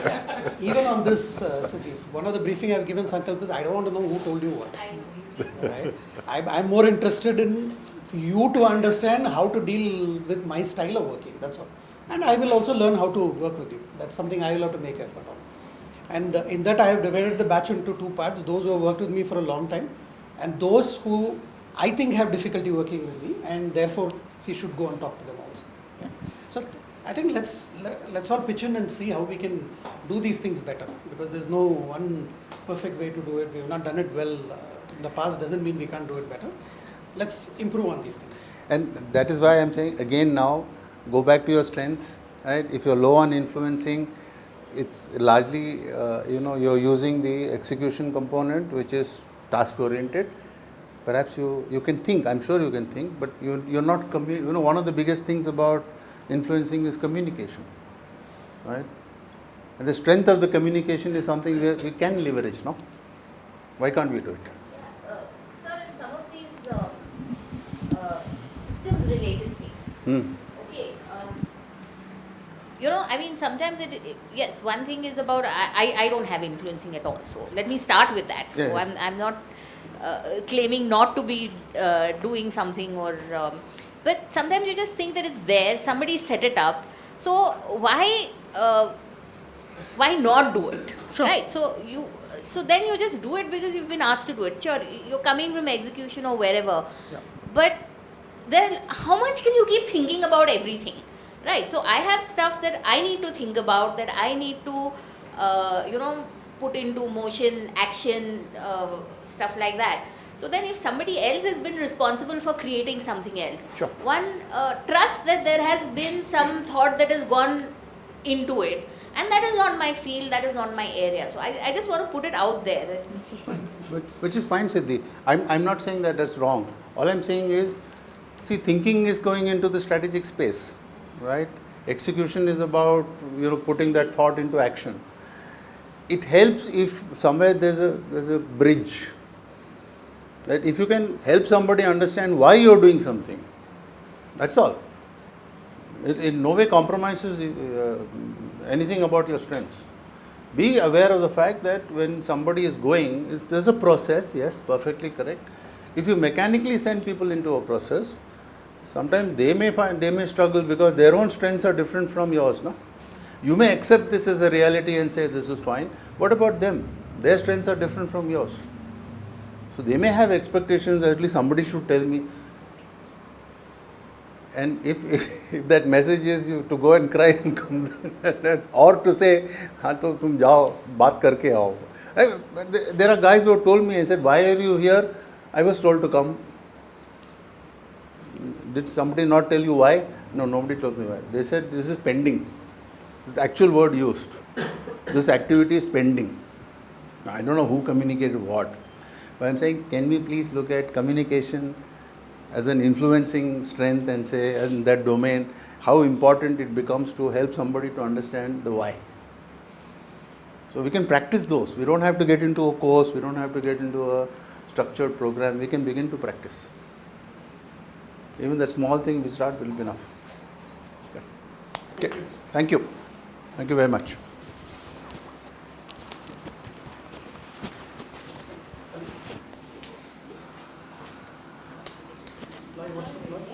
Yeah, I'll just brief you coaching classes that we talked about in the previous LDP. So Siddhi and me, we have done a couple of things. We did have a conversation together.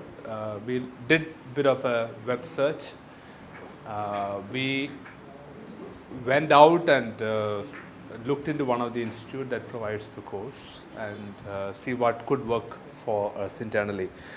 I also was discussing with a couple of people around, and what we understand, there are probably 2 to 3 category of people related to the English course. So the first category would be people with a very basic skill in speaking and writing, mostly the field staff who have very limited vocabulary, structure in sentence, all that is an issue. So very at a foundation level.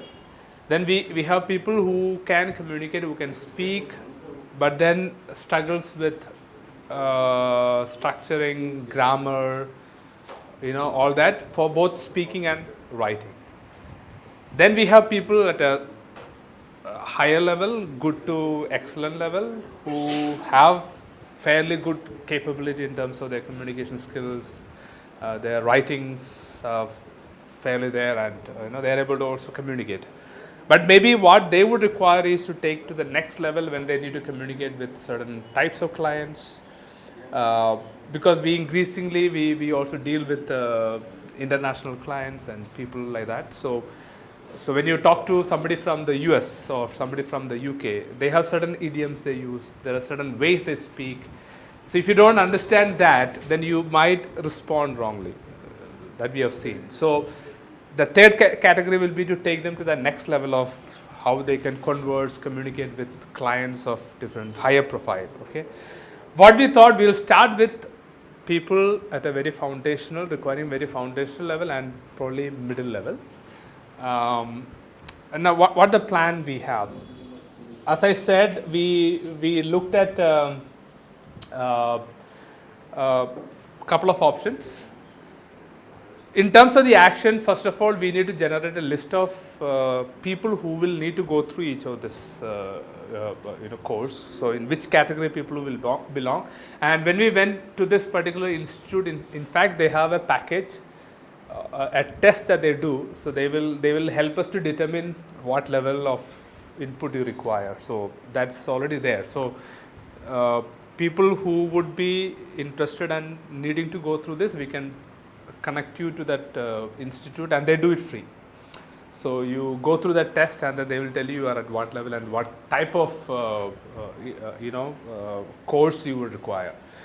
So in terms of action, I will send around a mail to all the key leaders to pick up people who would require, identify people who are at what level, and then who would require this course. So once we generate this list, maybe by mid-June, then we will have the conversation with this particular institute, which we thought was fairly, though on 6th June they are offering a demo session. So some of us, we have just planned to see how that is. So that also will give us some insight. We thought they had fairly good package because they are fairly organized. They have at least 5 to 6. It's called Value Point Academy. It's very close by. That's the other advantage. It is in this maker circle. And she has the brochure. Is it a franchisee operation? It is not a franchise. They have but network. They have centers across the country. But across the country, they have certain programs like which were ILF. Yeah, IELTS and those business British Council programs they run. But they there are several. So this I thought it was nearby, so people could just. The other thing, Shiv, what we thought, if you are bringing somebody in here and organize a session regularly, because the way we work, it might become difficult. So if we attach people to a course at a batch, because once we start this, they have 4 weeks to 6 weeks course, and they are very clear that 1 or 2 days being absent is okay, but if you are regularly absent, then it's not going to help. So if somebody signs up for this course, then you have to be here and then attend it and complete the course. The other thing that they offered, if we have enough number, at least minimum of 8 people, then they can start a batch for us. So then we can be a little more flexible. We can have it. Yeah, we can choose the timing. But they said if we are organizing the course, then people should really go through it. I mean, they are absent for several sessions, then that's not going to help.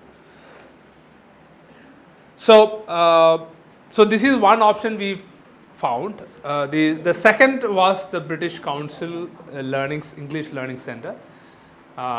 They have fairly advanced level of teaching, which will be they'll be little costlier. Here, this particular institute, it is around from 4,000 to 8,000. 5.5 to 8,000 was their package. So it's nearby, and then it's within. Apart from this, there are also online courses. We looked at Purdue. There's a writing. There's for writing, advanced writing skills. There are options. Also, there are English. There are apps. So you can download apps. British Council has got several apps. So you can download, listen, and then all that can be done. I think we'll have to have a combination of all this for you to improve on this. So in terms of the action, so what are we planning to do next? We need to have this list of people who will have to go through this list be generated. Categorization of the staff, which we will do with the help of this particular test that we can do with the institute. We can have a formal understanding with this institute. What we thought, maybe we'll send 2 or 3 people for the first course and check that out, because before getting into a much formal or long term, let's check that out. Yeah, I think that'll be better. Yeah. Because if we send a lot of people. No, that's what we also thought. So maybe 1 or 2, we will attend the demo session, which is on 6th June, and maybe start with 1 or 2 people to see how this institute and But in all these courses, what we have found, they give you a structured program, but people will have to work on it much, because only way you can improve is by really practicing and using it. So that's critical. And certain convenient batches, like they have from, I think, what did they say? Morning 10 to 12. 10 to 12, then 5 4 to 7 and 7 to 9. So those are the 3 batches that they have. So since it is nearby, 5 to 7 would be quite comfortable for most people. So. And again, there are a number of institutes. So if people So feel there are like 4. they want to try No, that's the other thing. They spread out in different parts of the city. So something that is close to your home, you can also do it.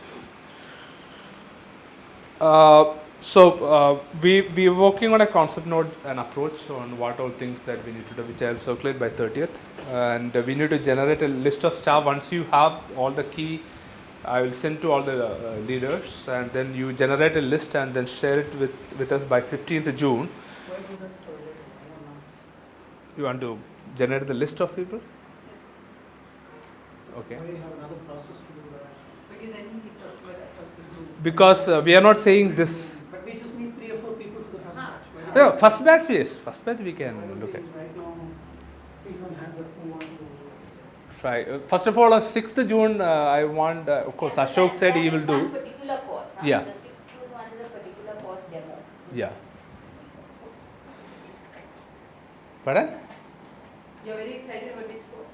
The free course. It's not a course, it's just a demo. It's a demo. And I saw it on their website, they didn't tell us about it, and I said, you're doing something with the 6th June. So yes, you can come. Right. They didn't know your background. Okay, so any volunteers to maybe 2 or 3 people who would like to test that out? So when did we learn? No, what they said is, currently they are already running already the batches are running. So it might be sometime next month Check out when they will start next. And the batches are all, I mean, they're staggered, so it depends on which course you take, will tell you which is the next batch. For this foundation course, can you also nominate people who are not part of this program? Yes. Foundation is actually what they said is people who can just speak words and not sentences. It's very basic. I think at least people who are here could be at next level or the presentation level. There are 2 mid-level. So one is teaching you grammar and then how to construct sentence, all that. The 3rd level is about how do you present, how do you influence, your communication at a next level in business meetings and all that. This foundation level that we're talking about, the course fee, It's foundation is around 4,500 to 5,000, around that. It's individual investment, or we're looking at that is something which we need to decide. No, that's something that we need to, what we thought probably 50-50, but we need to decide on that. With the LDP core team, we need to just decide on that. What is it involved? If you enroll, it's 3 months, is it? It's 4 weeks to 6 weeks courses. Continuous. It's continuous. But what they said is, if we have like a batch of 8 to 10 people, if they can organize it like every Saturday and then stagger it, that's other possibility. Those who are volunteering now. Yeah, it will be 4 weeks, continuous. Daily, yes. Again, whichever course you take, there are different courses. They must Yes. be aware that they have to It is daily, so it's not once a week or twice a week. It is daily. You can either choose 5 to 7 or 7 to 9 batch. Or 10 to 12, depending on whatever works. Yeah, morning 10 to 12. So, which would mean you have to be here, you have to attend it. Yeah, it's No, and therefore we will challenge for. No, we did talk about Chikbellapur to them. So that's what they said. If you have a batch size of. No, but if he wants to participate now in the trial. Now it will maybe difficult. The trial, I would say that Chikbellapur probably we should do a separate batch. Separate batch. That way you are all not traveling. Yeah. And maybe the trainer we Can go there or something we can like pay that. for even travel. Yeah. For them to go to Chikbellapur. And That way you will save some time. Otherwise, collectively you all need to put in 2-3 hours of trial. Yeah. Is it better? We'll do a trial first. That may not involve the Chicklapur staff. Yeah. And Switch it on. Okay, any volunteers? at this point? Volunteers, we want one for attending the 6th of June session. Right? 6th of June, Ashok said he can go. It's a So he demo has kind of session. agreed. it's free, should be It's sent free. back. Pretty pricey. I'm not No, we are not around. Both of us are not around during that time. Anyway, she would have AC class. 6th of June is a Saturday. Yeah. And is it a full day demo? No, it's 1.5 hours, no? Demo? 1.5 hours to 2, something like that, 2 hours. And you just want people from the group 1 to hour. check it out. Yeah, just check it Demo out. is one. That's How what. many people should go for this demo? No, We demo have to 1 or register. 2, just And for tell checking them, out. and so if there are too many and they don't have the space, they just tell us. If too many people have registered. Ideally, the people who want will go on, like 2 or 3 who will go on to take the course. You can check will that go out? for the demo, Okay. and then if they like it, then they will register for available courses. But the demo is for a particular course which may not be. So just be cautious. No, I about think that. Tanga, it will be Don't useful go for there you and to say, "No, just go and check that out useful to me." if you are able to go. Anybody Yeah. else who we, from here who will go? Shankar is. Shankar also, okay. Okay, so for Shankar, Ashok and Tanga. Tanga, so 3 of you can just check that out. Sorry, not for 6 program. But you want to join a course, okay. Okay. And Tanga, For checking this and then looking at the course, okay. And You'll also Ashok, join the course.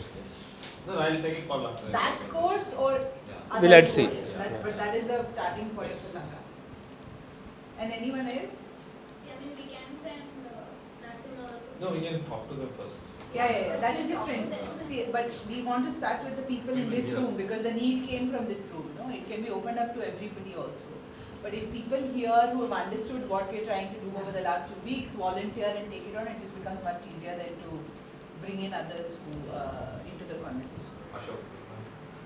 Ashok, no, I better that both of you don't attend, then things would No, he's fall. coming for check out the demo. Yeah, check us. No, I'm looking at people Yeah, who so will. Tanga demo plus badge, Yeah. and Ashok only demo. Shankar no demo, only badge. Yeah. Siddhi, all of them, as long as it's free. And as long as it's not in June. Yeah. They haven't promised only one thing. They promised her free AC also. AC is there. Food only has to come. It's, Prachi and Siddhi will be there. They will start working from there. Okay, so 6th June you will, we just need to, we'll just call up and find out. We have the number, we'll just find that out and check that out, and if you think it's something that we can try, then Shankar and Tanga will try the first batch, whichever course that you would like to join, right? Okay, so apart from this, we are also checking out British Council learning English learning program. We couldn't, pardon? I was going to say there is another organization which provides volunteers for language learning. Okay. And Okay. that's something that So they would come. the volunteers come to specific locations and help with learning language. That's Okay. a specific offering that they have, and MLB has detailed. Okay. We've been trying to work with them for our COs and all of that. And so far, it's not materialized, but for Okay. reason why we can't look at it for ourselves. So that's Sure. Yeah, I don't know the name, but I can find out. Sorry. Yeah. I think this foundation courses can get you up to speed. Then doing these language courses with British Council and others bumps you up one more level up. Yeah. But I think what will still be missing is writing for our kind of work. Yeah. Right? I think that is where the finishing should happen. Yeah. Where I'm looking at probably you, Aditi and Siddhi, probably forming a team and actually providing exercises to people like Sanjeev or whoever goes through this to write case studies about Chikbalapur or in your work. I think that we should keep as the final I would say the graduation should be there. Because at the end of the day, what is the point in generally learning about talking about English or whatever?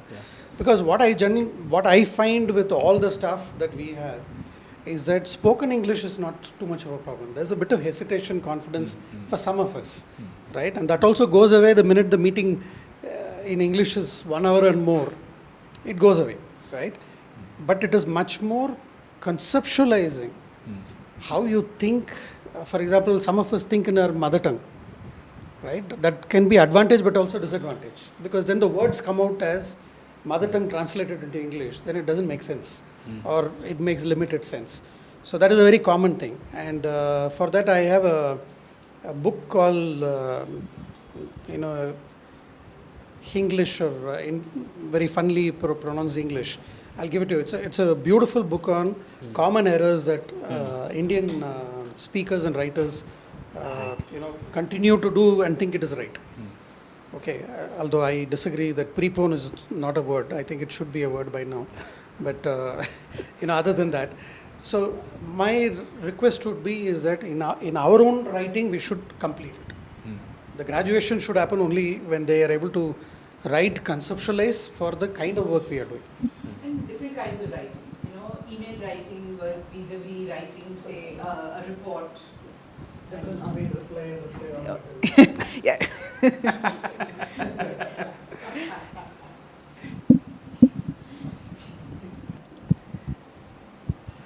That we will cover as a writing email etiquette.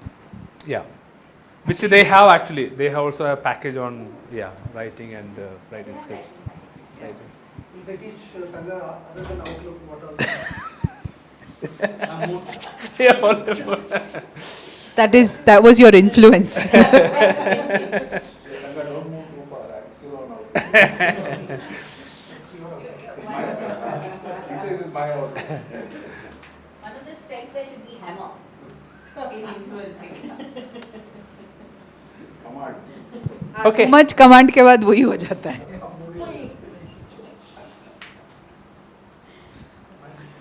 Okay, so we are good. So to summarize, Tanga and Ashok will attend the demo session on the 6th. Shankar and Tanga will check out the course with this particular. And we'll share the feedback in the next LDP. Yeah, if you can just share that. The next LDP will be the following week. That's it.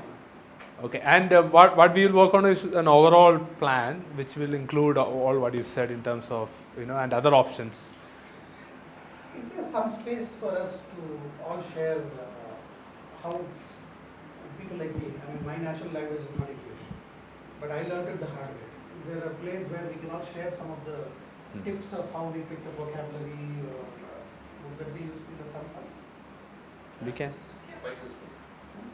I think reading is one of the underlying that improves your. But that is why I would suggest listening. Yeah. I mean, listening to BBC, listening to not the Arnab Goswami, but somebody who speaks normally. Actually, there are two sources that help me. One is the editorial of the Hindu. Okay. Brilliant. It's actually one of the best. One of the best written. Right. Very, very, and right from 35, 40 years, right.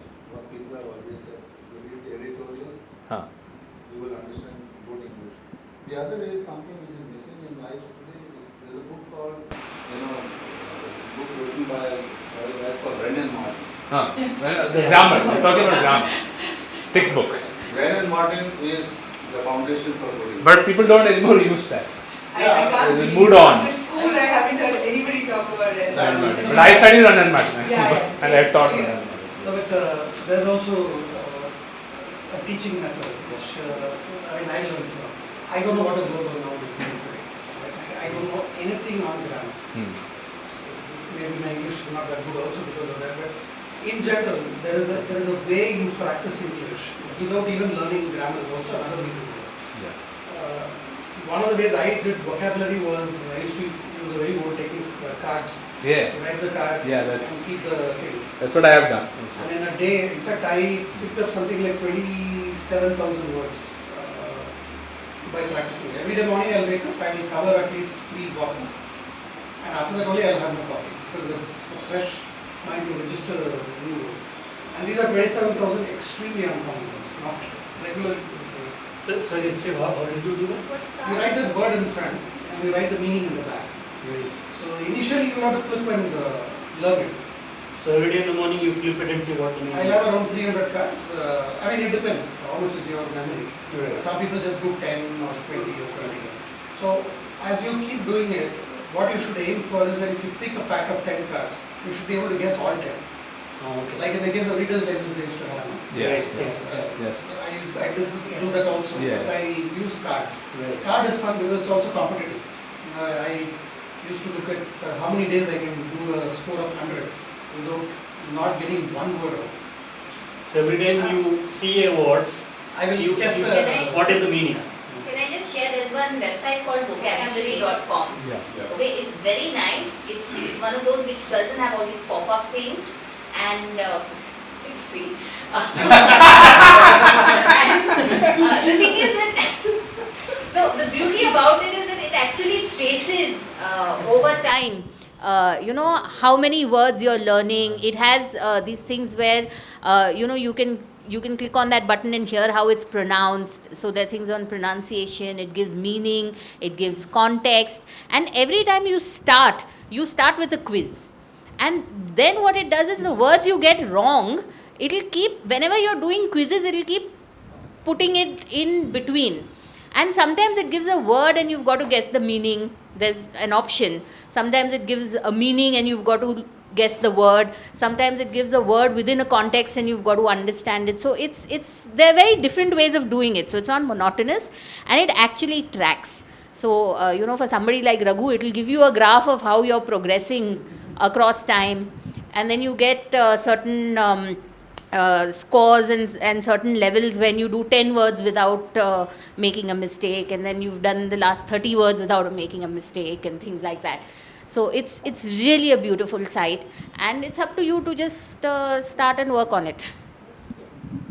And it's free. So just to add on to what Shiv was talking about, we used to do this in school. You open your dictionary, the words in that page, you have to learn the meaning, words, and use that in a sentence. Yeah, and do that every day. And words, you have to use it in a sentence and learn. So that is how you learn to write it, learn to understand it, and you just do one page every day. I mean, and you'll be doing the whole dictionary basically, and so. Yeah. The Hindu editorial that he's talking about. Yeah. Yes. And then write a paragraph out of that.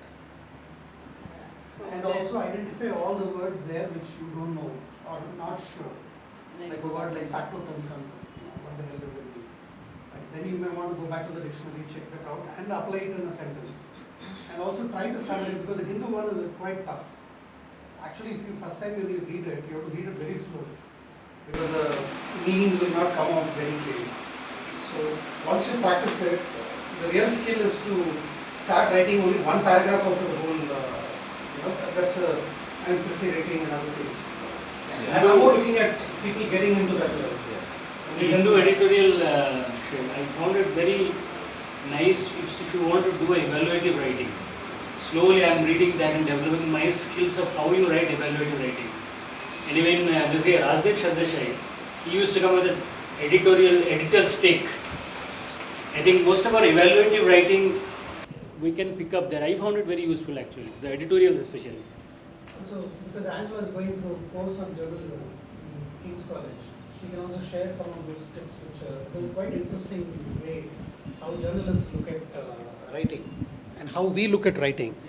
And I remember, CMS was only three of us, me, Ashok and Raghu. And all three of us had three different types of writing. So if I write a report, Ashok will spend nights together, and we used to call it as bloodied report because it will have red marks on all the places and it will come back to me. But it is really useful. That is another thing. I think there is great value in one of your mentors sitting with you and editing a report where you repeatedly what errors you do. I really thank Ashok for that. I mean, he spent almost 2 years with me and Raghu. Patiently he'll go through page by page, line by line. If there is an 80-page report, 80 pages, line by line, he used to go with us and correct it and say, this is how you should have written it, this is how it is. But after a year, he said, now I don't want to do it because you have your own style. I don't want to interfere with it. Because my style is journalistic style. and his is very cut and dry data style, right? And Raghu's is he will conclude and then look at the evidence, right? That's how he writes. Although most people believe otherwise, his executive summaries will be ready before the report is written, right? So his style is different. So that also is another thing, is for you to slowly discover what is your comfortable style of writing. And that is where you should peg your confidence around. Don't try to be somebody else. Just like StrengthsFinder, we are repeatedly saying that, work around your strengths.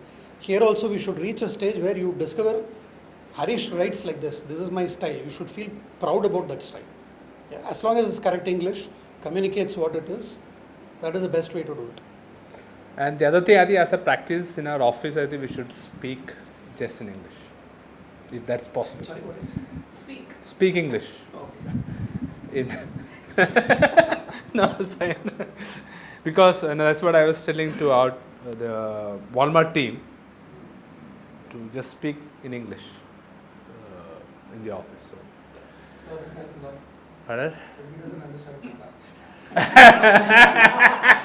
It will help me, yes. Good one. Yeah. That's influencing. Influencing, exactly. Yes, sir. The other point is, as far as the speaking is concerned, vocabulary is concerned, I think it is better to write the incidents, how we picked up speaking other languages. For example, Hindi, Kannada, those things. Very useful, because we have to work across other states also. Yeah, okay. I would like to say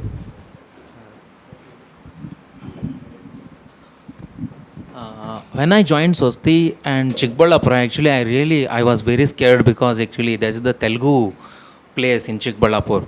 Now I can speak Telugu very good, and I am giving training also. It is one of the major strength which I practiced, and it is only came from practicing.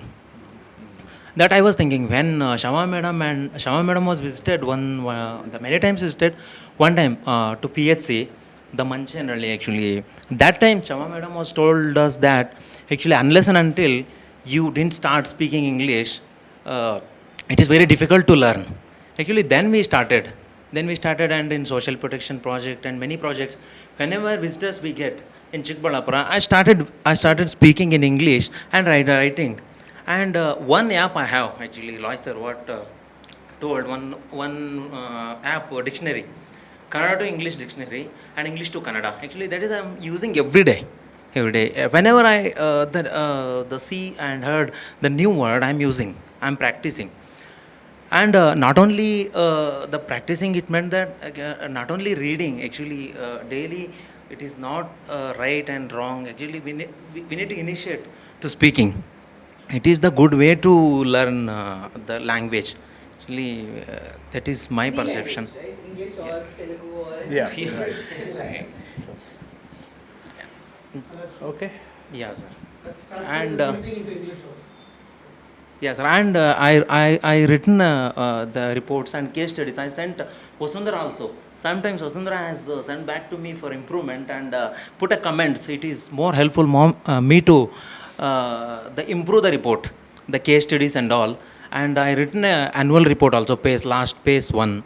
And I got a very good experience and support also from my reporting officer.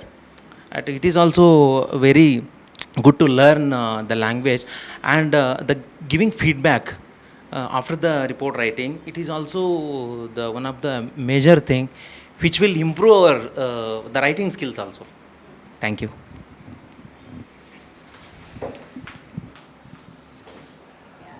Thanks, Okay, Sanjay. That was very useful. One thing is feedback about writing. We all give. I know personally, I don't give feedback about speaking. So even if somebody is speaking to me and I find that there is a mistake, the communication has happened, right? So then you don't really bother about it. But I think at least with people who choose to want to learn and things like that, maybe we all also should be a little to also say that, okay, maybe you can say it like this, or this is a wrong use of a word, or grammar or stuff like that. Absolutely. Okay. Good. Thanks. Yeah, thank you. Do I continue to anchor it? And yeah, sure. I'm sure we push it forward. Yeah. for the list to be finalized, so we do this, two people doing a trial, after that parallelly we do the... No, we will generate the list already, because this is one option we are trying out. There could be other options that we will take Manjula's help and send out a circular? Yes, yes. Thank you. Thank you. Yeah, anybody who wants to see this, it's here. And we even have a website. Yeah, he got it, she got it. I asked for it.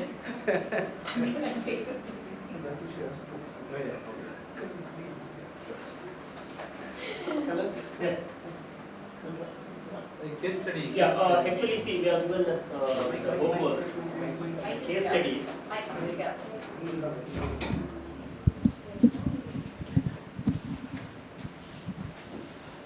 Yeah.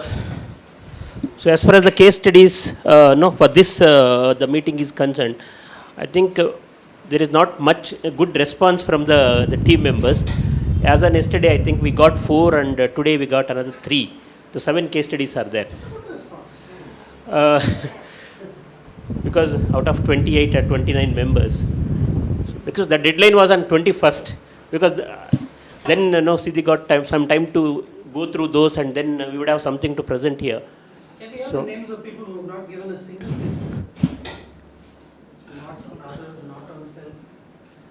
The others, the first batch, I think most of them they have given, and we used that. Again, we have to So on self, only 7 out of 20. Yeah. I can read out the members who have given. Okay. Tanga, first person to give, and then Prachi, Siddhi, and Nitin, Kallan. Morning I got from Harish, and then Sanjeev. Rest. Neha.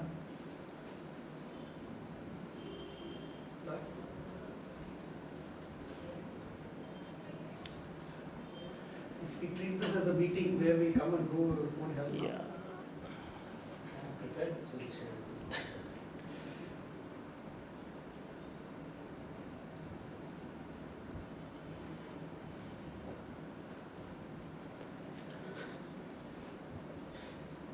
No, this is our ownership, and if we are unable to even do a case study on ourselves, then it tells a big story on where things are for yourself and for me.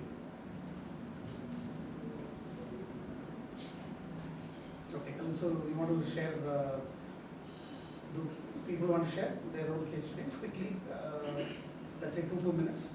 Summary. Yeah, we can. Yeah. Okay, Anga, you want to start? What is the example and what is the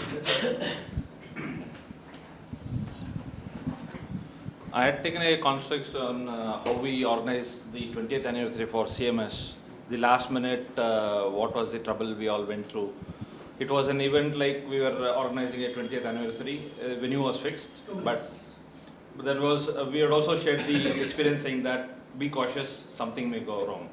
But in the last minute, everything was fine. But tomorrow was the function. Today night, we got a call saying that the venue what is booked is not available for you.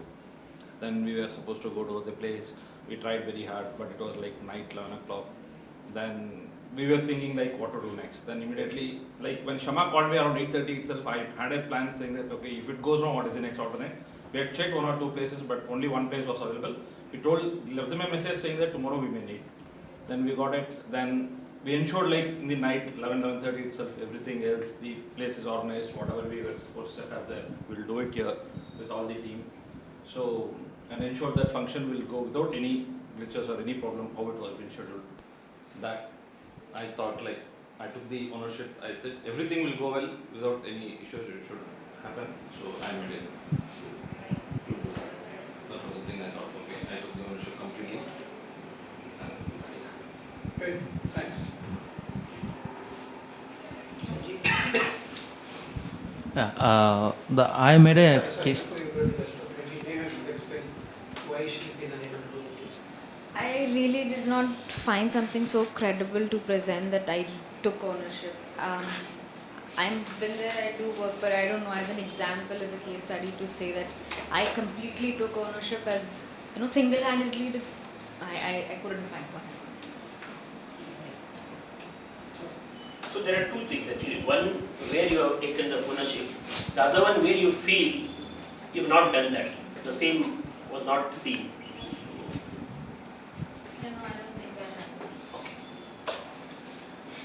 I just didn't apply it.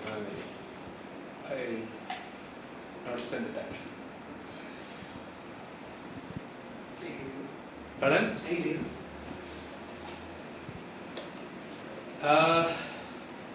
Ownership to this program itself. Maybe. We need to talk. I did say that we need to talk, but I finding it a bit difficult to organize myself around this process.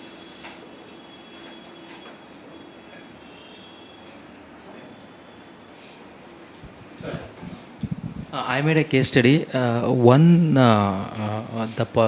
ownership which I saw in my own case study I made, and when implementation of PACE in community phase first, at the end of the project year, we had 2 months to achieve the goal.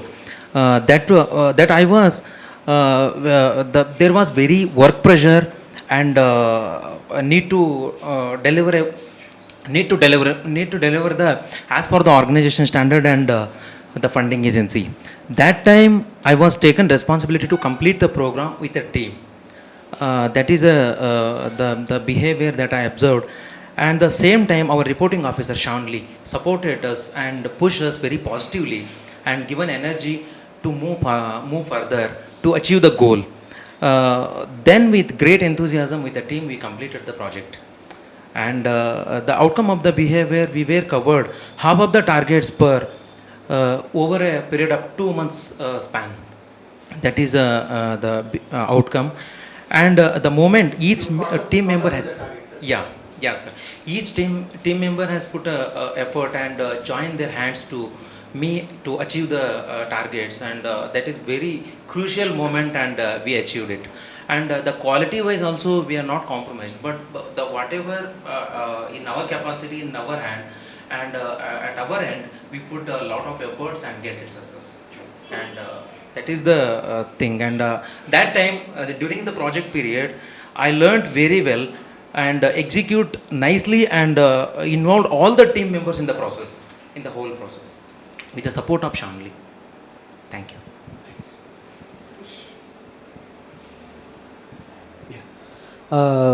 Almost 2 years back, suddenly I got a stomach pain, and when I visited doctor, they told me that I need to be operated immediately, and I admitted to hospital. I got operated, and meanwhile I came to know that my insurance has not been renewed due to the absence of, negligence of the admin, which not the Swasti, the Prakati one. When I transferred to Swasti, it has not been done. But anyway, that I have taken care. During that period, there was an immediate program. I was working for Utkarsha during that period. There was an immediate program to organize.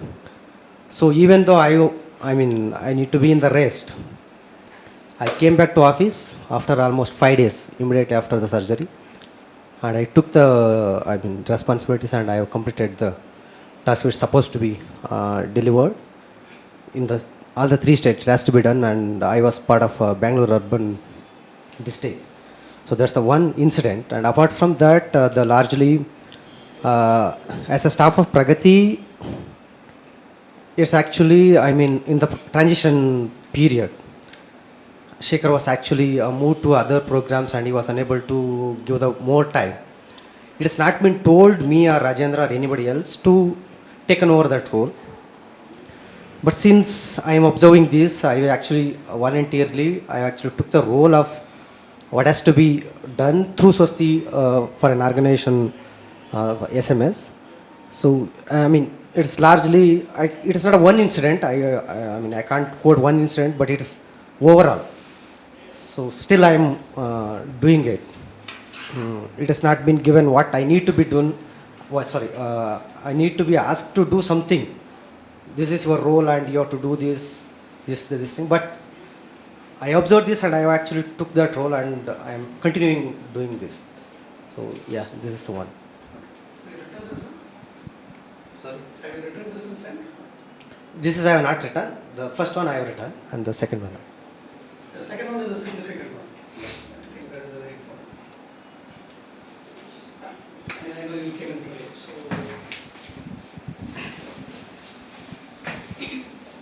So, I mean, any task that is given to me, I am psychologically committed to it. So I was a little unclear how I should approach it, and that's why I have not been able to complete, because it's, there could be several incidences where I have taken a lot of ownership and I have done it, but I am a little unclear how I should actually approach it, and that's why I have not done it.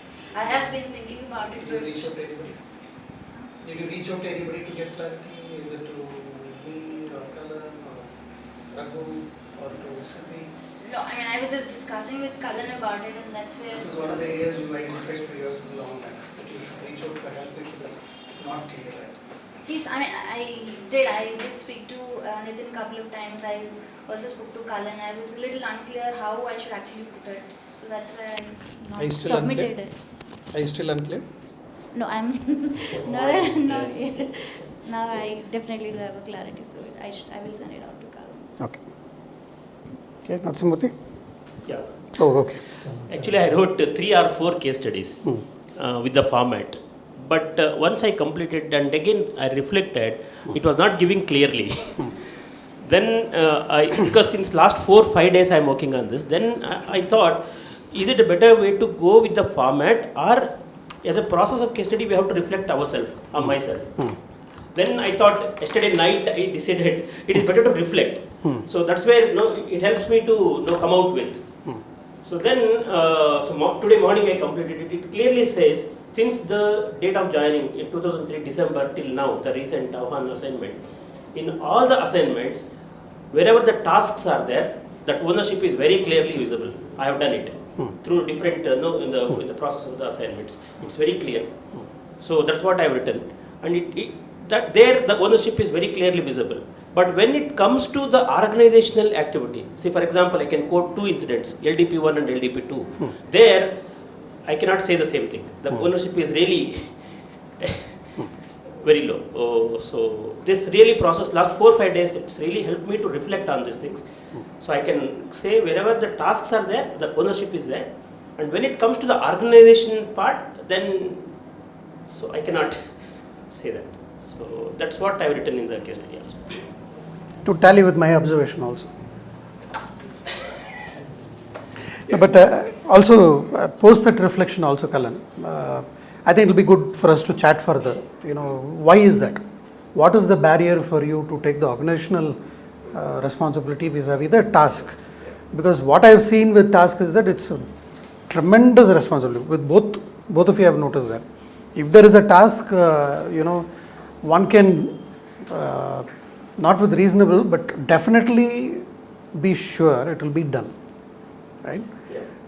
Which is a ethos with which both of you operate, but not in your case. But in your case, when it comes to organizational processes, and Loy, this is also something we've been talking about, there seems to be some barrier, right? And I don't think we can just simplify that to say it's not happening. I think we need to dive deeper to say why is it not happening, what is the barrier there, and therefore what changes we need to make, or what changes the organization needs to make. That also is possible, right? So I think my request is that let's go one step further in terms of thinking what could be those barriers which are not allowing you to move that level. I can relax. Again, I'll take another 2 minutes. Sure. So today actually we discussed about among the 5 strengths areas, the major focus was on execution as well as influencing. See, my strength says very clearly I am in execution. No, execution is a strength. I have around 3 strengths in that area. But again, when the discussion was happening, I was reflecting myself. See, I'll execute 100% where I am influenced myself. If I am influenced with the thought or idea about myself, then I'll do it in my way. I was relating the person who is giving me or what comes, if he is not able to influence, then whether it is his fault or my fault. But because he is not able to influence me to influence myself. But it very clearly, I think I got a clue today's the presentation. I cannot look at the things like that. It is my responsibility to clarify and influence this. Okay. ಇವತ್ತು ಕಳಿಸ್ತಾ ಇದ್ದಾರಲ್ಲ, you are sending the thing. Okay. Okay. Do you want to talk about what you had written? So, yes, sir. So, one thing is when I'm working in the earlier organization, so one day I have received a call from SSG member. Sir, I'm facing maternity problem. So all of the SSG members and all are ready to support us, but they don't have knowledge how to operate in the hospitals and all. So I need your assistance and support as well as finance support. So immediately with the support of the SSG leaders, I took some petty cash which is available in the office. So I take them into hospital, admitted, get operated. So they are delivered. So after 3-4 days, even SSG members and myself get discharged to them into their house and provided for groceries and what are the monthly maintenance are required to that particular family. We are provided from the SSG and from our office. So after the one day, after around 3 months, so that lady has come to SSG meeting and says that, sir, without your support or without your participation, my life can be destroyed or perish. So because of your support, today I am sitting here. So this is great helpful to me like that. This is one. And second one is when I started my career in the development sector. So since what are the tasks or what are the responsibility I have taken, I am taking it as my own work from day one to till today. So any work, it might be any work. So until and unless delivering with the satisfaction of the reporting officer or satisfaction of the society. So I will do it and I am try to maximum. So even 1% I am not going to neglect it. What are the responsibility I have to? Because of that I am sitting here. Because when I started my career in the very grassroots level means as a community mobilizer. So today I am sitting here because of that responsibility. Sure. So thank you very much, sir. Thanks. I found it was quite easy to do the one where we're looking at other people's ownerships, positive or negative in that sense. But then when you reflect on yourself, it's a lot more difficult. Recently we had the QRM and quarterly review meeting, and so we prepare for it in advance. And there are a couple of my colleagues, the 3 of us who work towards it, and the other 2 were not going to be there. And they said, oh, Siddhi, you do the presentation. Now, I'm always involved in making the presentation, but of late I haven't been delivering it. But somewhere I did not like that. I did not like being taken for granted. That, okay, we're not there, Siddhi will do it. And so I said, I won't do it. So then it went on to, okay, then Raghu has to do it. So I said, well, fine, let Raghu do it. Okay, now this is very opposite of the person I am, because I would normally go ahead and say, yes, I'd do it. And certainly one of my jobs is to make sure that Raghu doesn't get more work, and I'm actually making sure that in this case he's getting more work. So it really bothered me, but somewhere I stood firm and I said that no, I don't want to give that impression that you can bang on me all the time. At the end of it, yes, I did. I was supposed to help in preparation and I did, and then I actually did the presentation finally because I had prepared for it. I was quite ready for it. The thing that kind of went through my head here is that, is it to say that when my earlier stand, was it not having ownership? Later on I did take it, but then is it a process? I don't know. I couldn't really make out on that. So that was certainly one thing, but then it ended with me taking ownership. But the other case study and like Kalan was saying, it was not reflection about the case study, but really what goes behind it. I tend to do very well for the first 90% of any task, and then when it comes to the last 10%, it's just very difficult to push it through and complete it. Okay, so I love it if there's somebody with the strength to do the last 10%. I don't know, so there has been also a case where I was supposed to to develop a product. Now what happens is I go on at the development stage and I'm doing quite well there, and then other people have to come back, and the last 10% is actually getting feedback and incorporating that feedback and all that, but then that doesn't come, and if that doesn't come, I lose interest. Now it is my responsibility to make sure it happens, and I know that and I understand that, but somewhere I tend to externalize it and say, well, they didn't give feedback, but it's not like I pushed very hard also for the feedback and stuff like that, and I think that this process actually makes you a lot more aware of it, and I mean, certainly this is something that I need to work on as I go ahead, is that if there is responsibility of other people, then even that responsibility is my ownership to get that responsibility. Similar to what Kalan was saying in a slightly different way, I need to be able to influence them, and I know that even I don't have anything in that influence dabba there. So I don't influence that feedback, and that's where I don't end up completing. So but there's somebody to blame.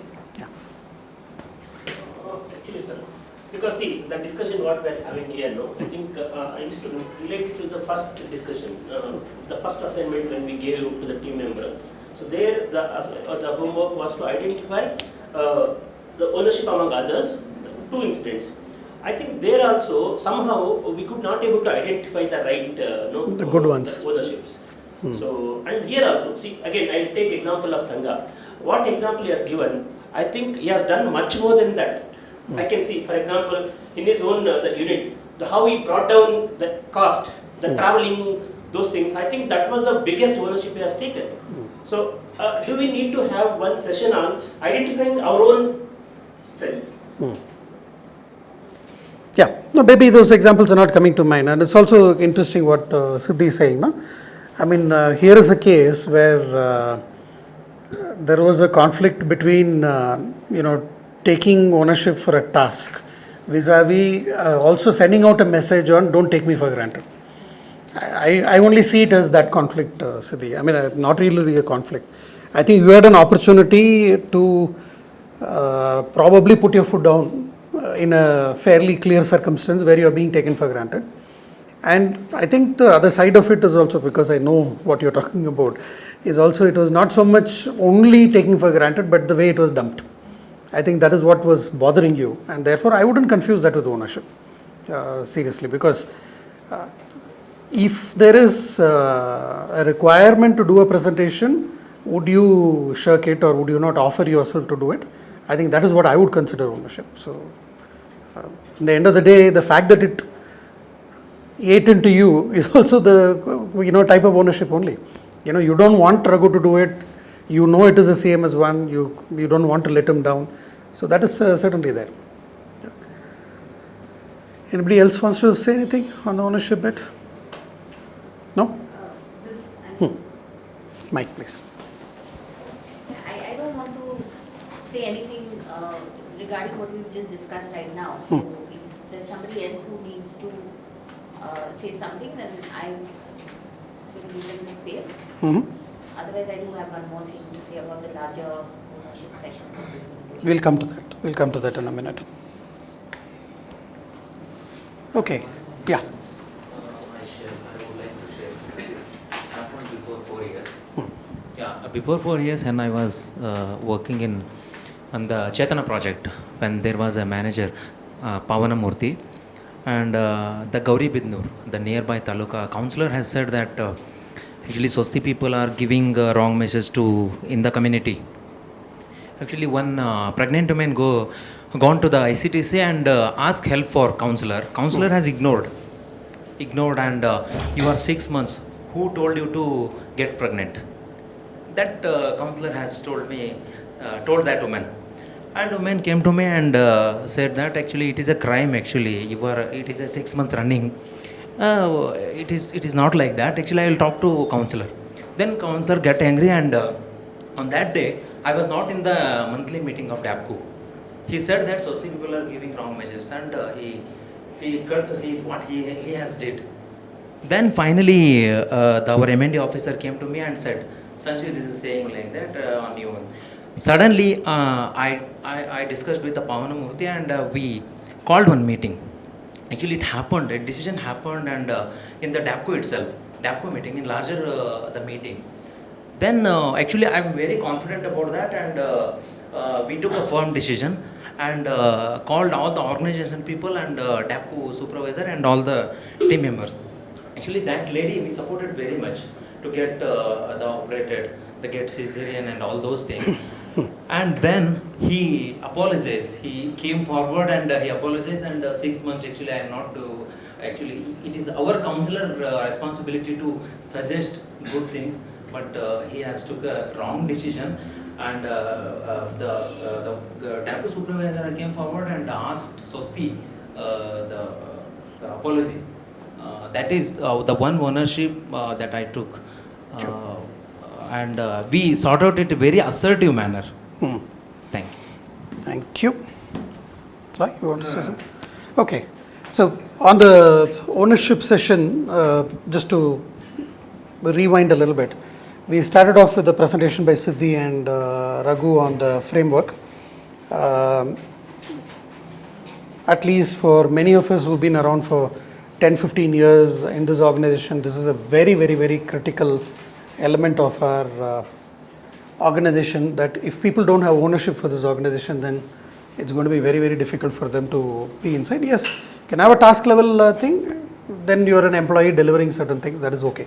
I mean, not that there is any problem with it, but if you have to move up, if you have to take a responsibility, if you have to grow, if you have to build a team, and if you want to own this place, ownership certainly has to be demonstrated. I think you listened to the presentation and the framework, then we observed others, we have observed ourselves. Not all of us have done that. We have had difficulties in seeing positive things. We had difficulties in seeing it in ourselves. So those two tell us a story also in terms of what those are. And the fourth step was to actually, do any of you remember what was the fourth step in the ownership and responsibility? No. Go and teach somebody else, right? Use the same material we used in these sessions and actually do it for your team. Harish, for example, do it for your team members or yourself and yourself. Those of you who are working with the team, and Kalan, you're working with a larger team. It doesn't have to be people reporting to you. For you to share this, Tanga, for example, your own team members who you struggle with on ownership quite a bit, is to share this and teach this to others, because that is when certain things get internalized. Let me tell you my journey. In the last 4 weeks, I have realized many mistakes I make in actually taking away ownership from people. Right? There are times when people actually want to show ownership, and I have realized that due to my over enthusiasm and also impatience, I have many times taken that ownership away from them and not actually demanded it from people in a way, but felt disappointed about it, that it was not there. Right? Kalan is smiling. He is probably aware of the many incidents. So it has been a great learning for me. I'm not counting the number of case studies really, Kalan. I think I have realized that I have to change my behavior, and I'm checking it every time I see a lack of ownership.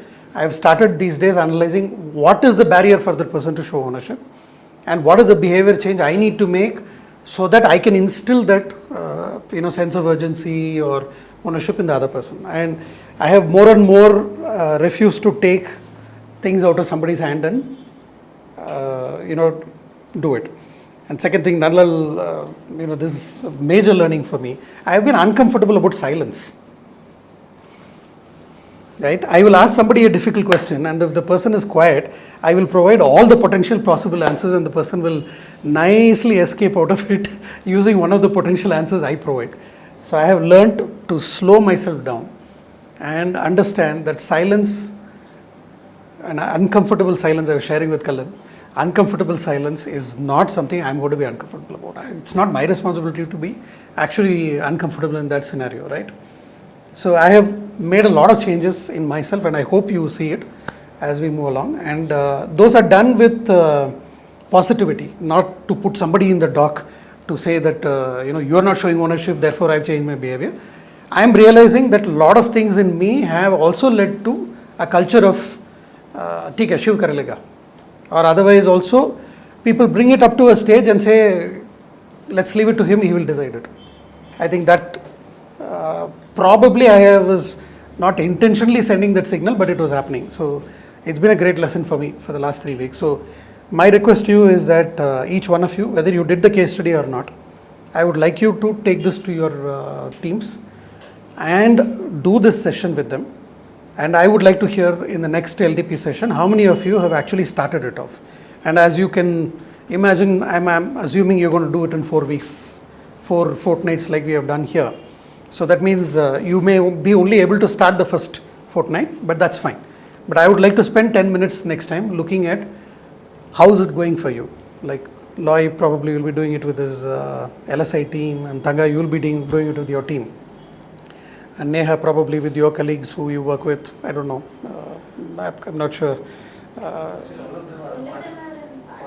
Part of LDP. So maybe, sorry? No, they do to each other. Yes. And help each other do the case studies and all of that, yes. So let's take it forward and see what that experience is, because that is going to be very different. The fact that actually me and Raghu sat down and along with Siddhi to do the framework and it itself has led to realizations for us, and I'm sure that's the next level of journey I would request you to take. Yeah. Again, there's no pressure in the sense we're not looking at a target, but if you take this responsibility, please complete it and come back and share with us. Yeah. Is that okay? Siddhi, you had some point? Yeah, I just wanted to share that I was talking to Raghu yesterday. It's free. I was talking to Raghu yesterday about the framework, and we've received feedback from people on the framework as to how to go about making changes and all that. And the whole discussion revolved around why are we doing this framework. It's not something that we want to prescribe. It's not a prescriptive thing, because that's not what ownership is about. But it is a kind of a means to start a certain discussion along certain ways, so that you have a whole, you have a number of different types of ownership that one can take, right from tasks to looking at processes, looking at issues and things like that. You have certain enablers and certain barriers towards that. There is a whole concept of loyalty and responsibility, which if you have loyalty but you don't have responsibility, then there are certain issues that come up. If you have responsibility but no loyalty, then there are certain barriers that come up there. And there are of course certain risks and rewards associated with this. Now, in all of our discussions, I think we've talked a lot about enablers, we've talked a lot about the barriers and things like that, but somewhere we've not really focused on the risks and rewards on all of this. Now, and so as we go along, I mean, one of the things that we were talking about is maybe create a module on how to use this framework to generate discussion. And that's all. It's again, it's not prescriptive. It might take its own course in with certain groups. So the framework is there and available there. The other thing that I will also do is take some of these discussions and the self-reflection, which is just that Excel sheet, which was just for self-reflection. It was not for putting data together and talking about an ownership index or anything like that, as much as we would like to do something like that just for the fun of it.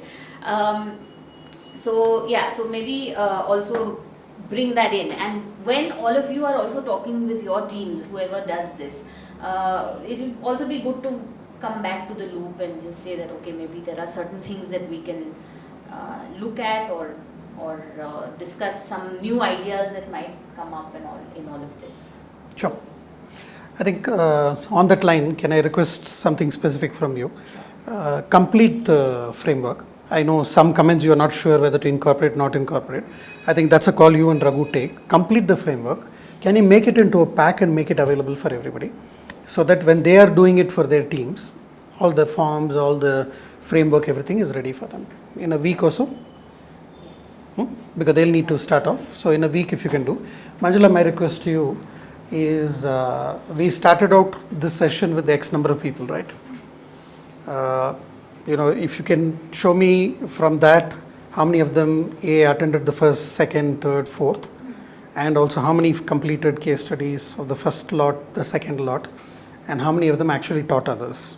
So I'd like to have a funnel of, how many people actually went through that. Because we do understand that, as we mentioned, the LDP process, not everybody will be able to do everything.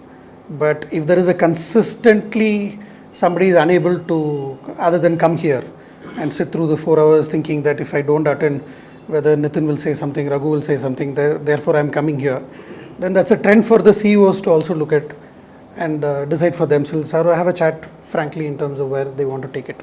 Yeah. So I think that's a data which if you can analyze and provide, that will be great. And I can help you if what I'm saying is not clear, I'll help you with it. Yeah. Okay. So this will continue, but now the form is you are going to be sharing it with others, and that experience also will come back to. Okay. So with that, we'll wrap up the ownership part. We also need an update from both Daniel and Prachi are not here because they have taken the responsibility of the M&D training to be organized. Do any of you have an update, Kalan? Daniel is in field actually. So that's okay. You would share it with Manjula, that's what before. Yeah, that's what he had told. Any update you have? No, because me and Shama were discussing with Daniel the day before he was leaving for the field. He said he will update and go. Nitin. So Prachi said it's not just she and her, but then it was, I guess, Sandeep and Daniel. Yeah, we had a visitor here called Sandeep some time ago. Can he take this responsibility? Because this is an M&D training. If you can't, then I'll take it up. But I would like, in true spirit of ownership, not take it away from somebody. Because this is something which we have seen across. Harish has got 4 or 5 people. Prachi is working with State Meal, 6 State Meal. I can be part of the training. Sure. Sure. And we are also recruiting another 6. Yeah. The regional meal coordinators. Not 6, more. Yeah, more. What? Number of RIOs, that many meal coordinators will be there. 40 will be there. 40 people will be coming on board only on M&D in Avahan. Yeah. By the way, you will get one more M&D person, I forgot. Which is good. So for Pragati, you need it. So, Nitin, can CMS move this a little bit ahead? Fallback is there, but it will be good. And Loy is offering himself if there's any training. He is, of course, he trains only Nigerians. But that's why he quickly said, I'll train Indians also. So, next month we are doing a training for the Nigerian government on M&D. Yeah, so, it's going to be fun. Okay, so M&D will take that forward. Any other cross-cutting ones we need to kick off, Manjula? Because there are a number of things we had identified last time. But we said we will... Sorry? Yeah, we had decided on influencing M&D and writing skills. Yeah. Anything else? I had a couple of more. No, we told we'll take this first and group them into smaller batches. Then we will see what will come in. Because it might be different, same people attending different sessions. Sure. Sure. I think there are a couple of more which are there here, which is about HR. Human resource functions, what line managers will need to do, what the HR, because we don't have a HR department, we have HR admin to support you. This whole handover, takeover of processes, has not been very smooth in some cases. So we were looking at doing a session around that. Is that something we should prioritize now? Because, if you take the area of recruitment, what will, let's say, a Manjula or Amaidi do? And what is a person in charge of that unit or a program or project has to do? Is that very clear? Or not very clear. So would that be useful area to explore? Take the HR function completely and go through the whole cycle and have clarity as to where are the handover, takeover points, what are the issues, what are the challenges in it. Siddhi? I'm not sure whether that's a priority thing. What other priorities you have in mind? Because the way I was looking at it, most of us have an understanding about the competencies which are required to deliver one's role. And there are which I feel that across we do know, at least if we are able to prioritize 5 of them, and then start working towards that. That will help one individual to be much more connected to the process. What is required to be done within a handover, not. I feel it's more of a role clarity than a development program. It's more of a process clarity, and for people to know that certain X or Y process exists. But for a self-development and development program, I think we need to take beyond these processes. Yeah, but Nitin, no, I don't disagree with you, but the point is that HR as a function, we have almost 10 years back said that it will not be a separate department and it will be handled by the individual line managers and the project managers and program managers. Beyond that, what input have we provided in terms of human resource management as a core function? We are not provided any. I agree with you. Process-wise, it's a role clarity issue. But otherwise, let's say today somebody takes over as one of your units, or what do you call them as? SBUs. What is it that we have provided to them on HR functionalities for them? No, I mean, maybe the way I understood the earlier thing what we were discussing and now is a bit different. It's okay if you are talking to the managers and saying that to perform your role, what are the HR components within that and how do you deal with it? That's a development program. Along with that is also this role clarity, because to my mind it is not absolutely clear who is to do what. I mean, simple recruitment, we are struggling in Swasti because where does the HR admin process end and where does the responsibility take over? And it was a constant battle, at least in Avahan, throughout. And it's a miracle that we managed to recruit 200 people and put them on the ground. Fine. I mean, if the overarching thing about discussions is about say HR function within the role, and within that who does what will be one aspect of it, but it's also about it's not about appraisal mein tum kya karoge main kya karunga. That is also important, because I personally feel the role clarity is not there, right, or at least not understood by everybody in the same way. But beyond that, also HR functions, one sitting we had with Mr. Murthy was phenomenally useful in terms of what do we mean by HR functions. And when we mapped it out and looked at what we are doing internally, we were doing only 50% of what is supposed to be done, even for line managers, right? And it was not a very big height to jump. Actually, those were minimum. But we seem to, that functionality was not there at all. Sure. So I'm okay if there is other priorities more than this, which we could want to prioritize, we can do that also. I'll read some of them. There was one on appraisals, then technology tools in Catalyst Group, then Catalyst Group journey and its organization, the pathway that we had taken, choices that we had taken was another one. Now that we have the note, we are much better placed to communicate and have a dialogue around it. Yeah. So these are all there. I mean, I'm asking around what is it that you want to do next in the next session. I think HR would be useful, but that would mean also bringing other people who are in leadership positions. Yes. Then it's communicated to all. Sure. We'll remind everybody, but this is a voluntary process. Last time Shana had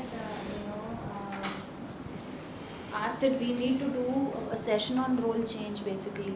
So when somebody moves into a manager level or a reporting officer level, what exactly that means for that person? It's that you own the team, you own all the responsibilities. But isn't that an individual conversation to have? Because it will also depend on the kind of new leadership role they go into, isn't it? Because she said that was one of the pressing issues within the team there, so she wanted that to be started, and I had also spoken to Murthy sir, so he said he can take a complete 4 workshops on that in month of July. That is why, that is where was a priority issue as per sure. Our discussion, the core teams. Sure, I know where she's coming from, particularly for Avahan. By the way, the interesting thing in Avahan is the whole ownership thing is a new paradigm cutting that we are doing in Andhra, for example. When we went into Andhra meeting, a side issue. Maybe we should talk to Shama and get that. But I would slightly move that a little later, July, August onwards. Andhra was a classic case of this ownership thing. Because of this training and because what we had done here, when we landed there in true Andhra fashion, we were said, please tell us what to do in this workshop. I said, I'm doing nothing. I'm going to be here taking notes and having chat with Chandrika when the meetings are over. And in fact, I had a 10-minute chat with Chandrika to say that this is your workshop, you are running it, we are here as visitors. We will add input as it is required. But it was really amazing because of the 10-minute chat, the way Chandrika positioned herself and the way she ran it from the front was fantastic. I mean, in fact, me and Raghu were smiling throughout. She didn't even refer anything back to us. Maybe she was just expecting that if you had taken charge, she would have given it to us. But that switch was very important for her, and the clarity before all her team members that you are in charge, you run this. So, sorry, coming back to... 2 sessions per QRM. 2 sessions? Based on the discussions, listed out 2 sessions per our QRM. QRM also, okay, good. Good, so guys, what do we pick? Shama's one, let's park it, Manjula. I know where she's coming from, but I think it's a much more Avahan one. Spoken English will be on. Ownership will now not be for this team, but it is further from this team. So we have options of HR function, technology tools, Catalyst Group journey, and the logic of its organizations. What would you like to pick? Quick. I think HR function is very useful, sir, because now we are taking this ownership from individual to the group now. So when doing that, if you provide this also, that will be really useful. Okay. That will mean a little bit of work in terms of material development. I think Manjula, you, Mamedi, Shama, Loy, who is taking over HR, and Swasthi will all have to sit down to make the material. Here's my feeling, we can work towards it. I think you guys will need a 15 to 20 day to work on it. Meanwhile, probably because Siddhi is ready with the Catalyst Group note, I think we could have an exercise on that next fortnight and then move to the HR1 the fortnight after, which will give you some more time. I agree. I think, except I'm not there to do it, so but I have the note. Yeah, we can do it. I'll do it. I've already come up with a game for doing that also. I completely agree. I think we should take the Catalyst Group journey. But in this process also, if it is possible, we can do it in teams where we look at the relevance of each of these organizations and what they want to do. Right? And what are their plans and how they are looking at things. Because one of the competencies we had mentioned was about understanding the business itself. And at various levels of the roles what people perform. Right. So if we are able to pick that up, it will be fantastic. By that, what do you mean? I mean, not only the overall group, also take each of the organizations and go down that. Yeah. Okay. We can. So do you want to take the thing? Do you want to give it a shot? You will organize the exercise. I can help you do that. Yeah. Again, less presentation, more of discussion and facts and data would be really useful. Yeah. So Catalyst Group note is like 99% ready. And that can be a good handout in any case, right? Okay. And we can even send it in advance. Rather than do theory here, we can send it in advance and have a dialogue around it. Yeah. Okay, good. Great. So we end today's LDP session. As usual, any feedback? Homework is we have to take this forward. Ownership one, we have to complete and take time for our Yes, no, but it's good you're raising it. Yeah, the homework is really preparing for your teams to go forward on this. Yeah, and homework will also come by email. The Catalyst Group note, Siddhi will be circulating. You need to read and come, and it's a long note, no? Most, yeah, within 10 pages it will be, but it will be useful for you to read and come. Those will be the only homework. And for people like Loy, you need to work on the course for writing skills. For some of you, homework is to attend and give us a sense of how the course is. So different people have still homework. Kalan and Manjula, do you want to send a reminder to all those who have not done the case study one more time? Sure. Yeah. And your homework is also to do that analysis of Who attended first session, second, third, fourth? Okay. Any other feedback, guys? Sir, and one more thing is, last time we were discussing about to present this time LDP. So we are not addressing this issue. Individual development. Yeah, you're right. Thanks. Yeah. Yeah. How many of you have read it? No, this time we are Daniel and, if I'm not wrong, Prachi or somebody else, I think. Yeah. You completed?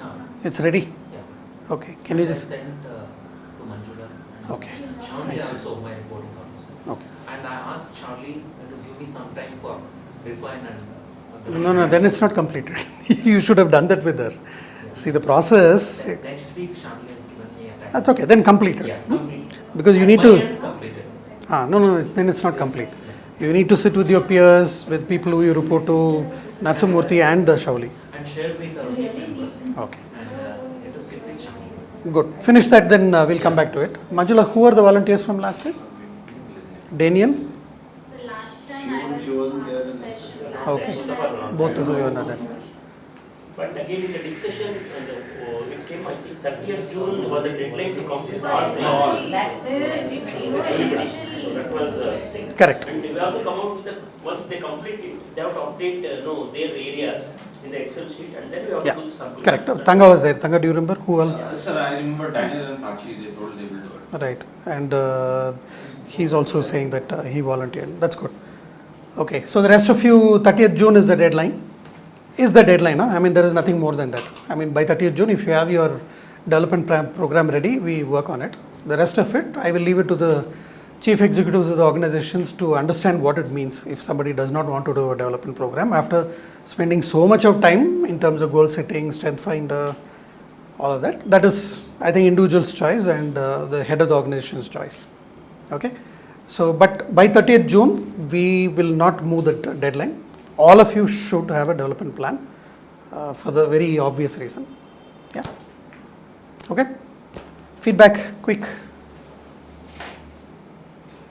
Are we continuing this ownership conversation to another level, or what's the plan? Because what I felt, there are certain things that we can discuss in a certain type of group, particularly on this theme. So sure, we can lie. So I think that's. What do you have in mind? Now, maybe there are people with whom I've worked for many years here. So that could be a closer group with you discussing on this issue. Because I think the issues are at different level of ownership. I think you can't have it just open like that. I mean, at a certain level, yes. But I think... but the case studies were about those contexts, isn't it? No, this is my suggestion. This is how I feel it. No, I hear you, but I'm also saying that the two case studies that we were looking at was specifically from your context. It is not from No, I'm saying I need certain space and comfort zone where I can share some of these things. Sure. I don't feel this... So do you want to organize one with the Swasti team? Yeah. I would prefer that. Can you organize it? Yeah. Great. So let's have a... You take the lead on it, maybe along with the next test tour, let's do it. Yeah.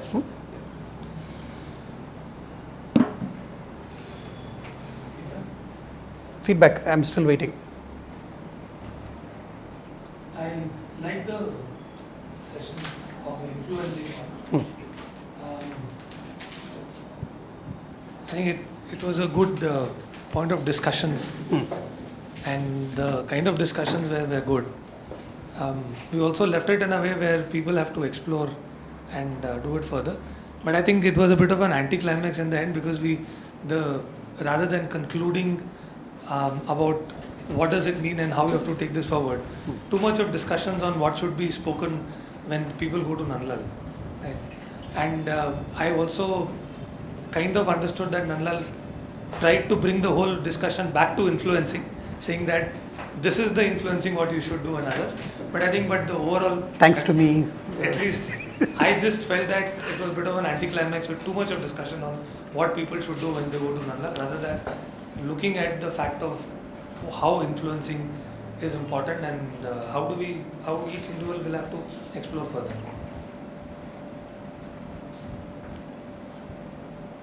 Anybody else?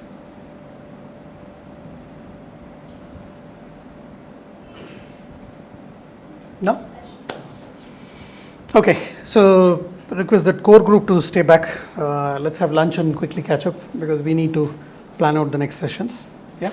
And can I just summarize who all have taken what all responsibilities so we are absolutely clear. Those of you who have not completed case studies will be given another round of chance to complete case studies. Then on HR functionality, there will be a team which will continue to work on that, and that will include Manjula, Maidi, and Loy. Maybe Nitin, if you want to pitch in. On CMS group, Nitin will work on the next session's material. Siddhi and me will help you with that. Development plan, all of us need to complete and bring it in. 30th June is the last date. So as and when people complete and start presenting, it will be better. English classes testing will happen by two of you, Tanga and Ashok will attend the first batch and give feedback to. No, he is for the course. Ashok is for the Yeah, even the course is a test. Yeah, the truth. Okay, so Shankar, Ashok and Tanga will attend and provide a feedback. What else? What else did we discuss so that we get the. Yeah, you will work on the framework and the pack for us to look at the ownership session to be conducted by others. And all of you who are here and those who could not attend will take the ownership pack and further do it with others. Yeah. Kalan, will you summarize this and send it to all the LDP participants? Send that note we need to read it and come for the next session. Which note? Catalyst. Yeah, correct. Yeah, no, better to put it down. The note on Catalyst group will be sent to everybody, and then you read and get and come prepared. Yeah, and Nitin will tell you what you need to prepare and all of that. Okay, great. Thank you.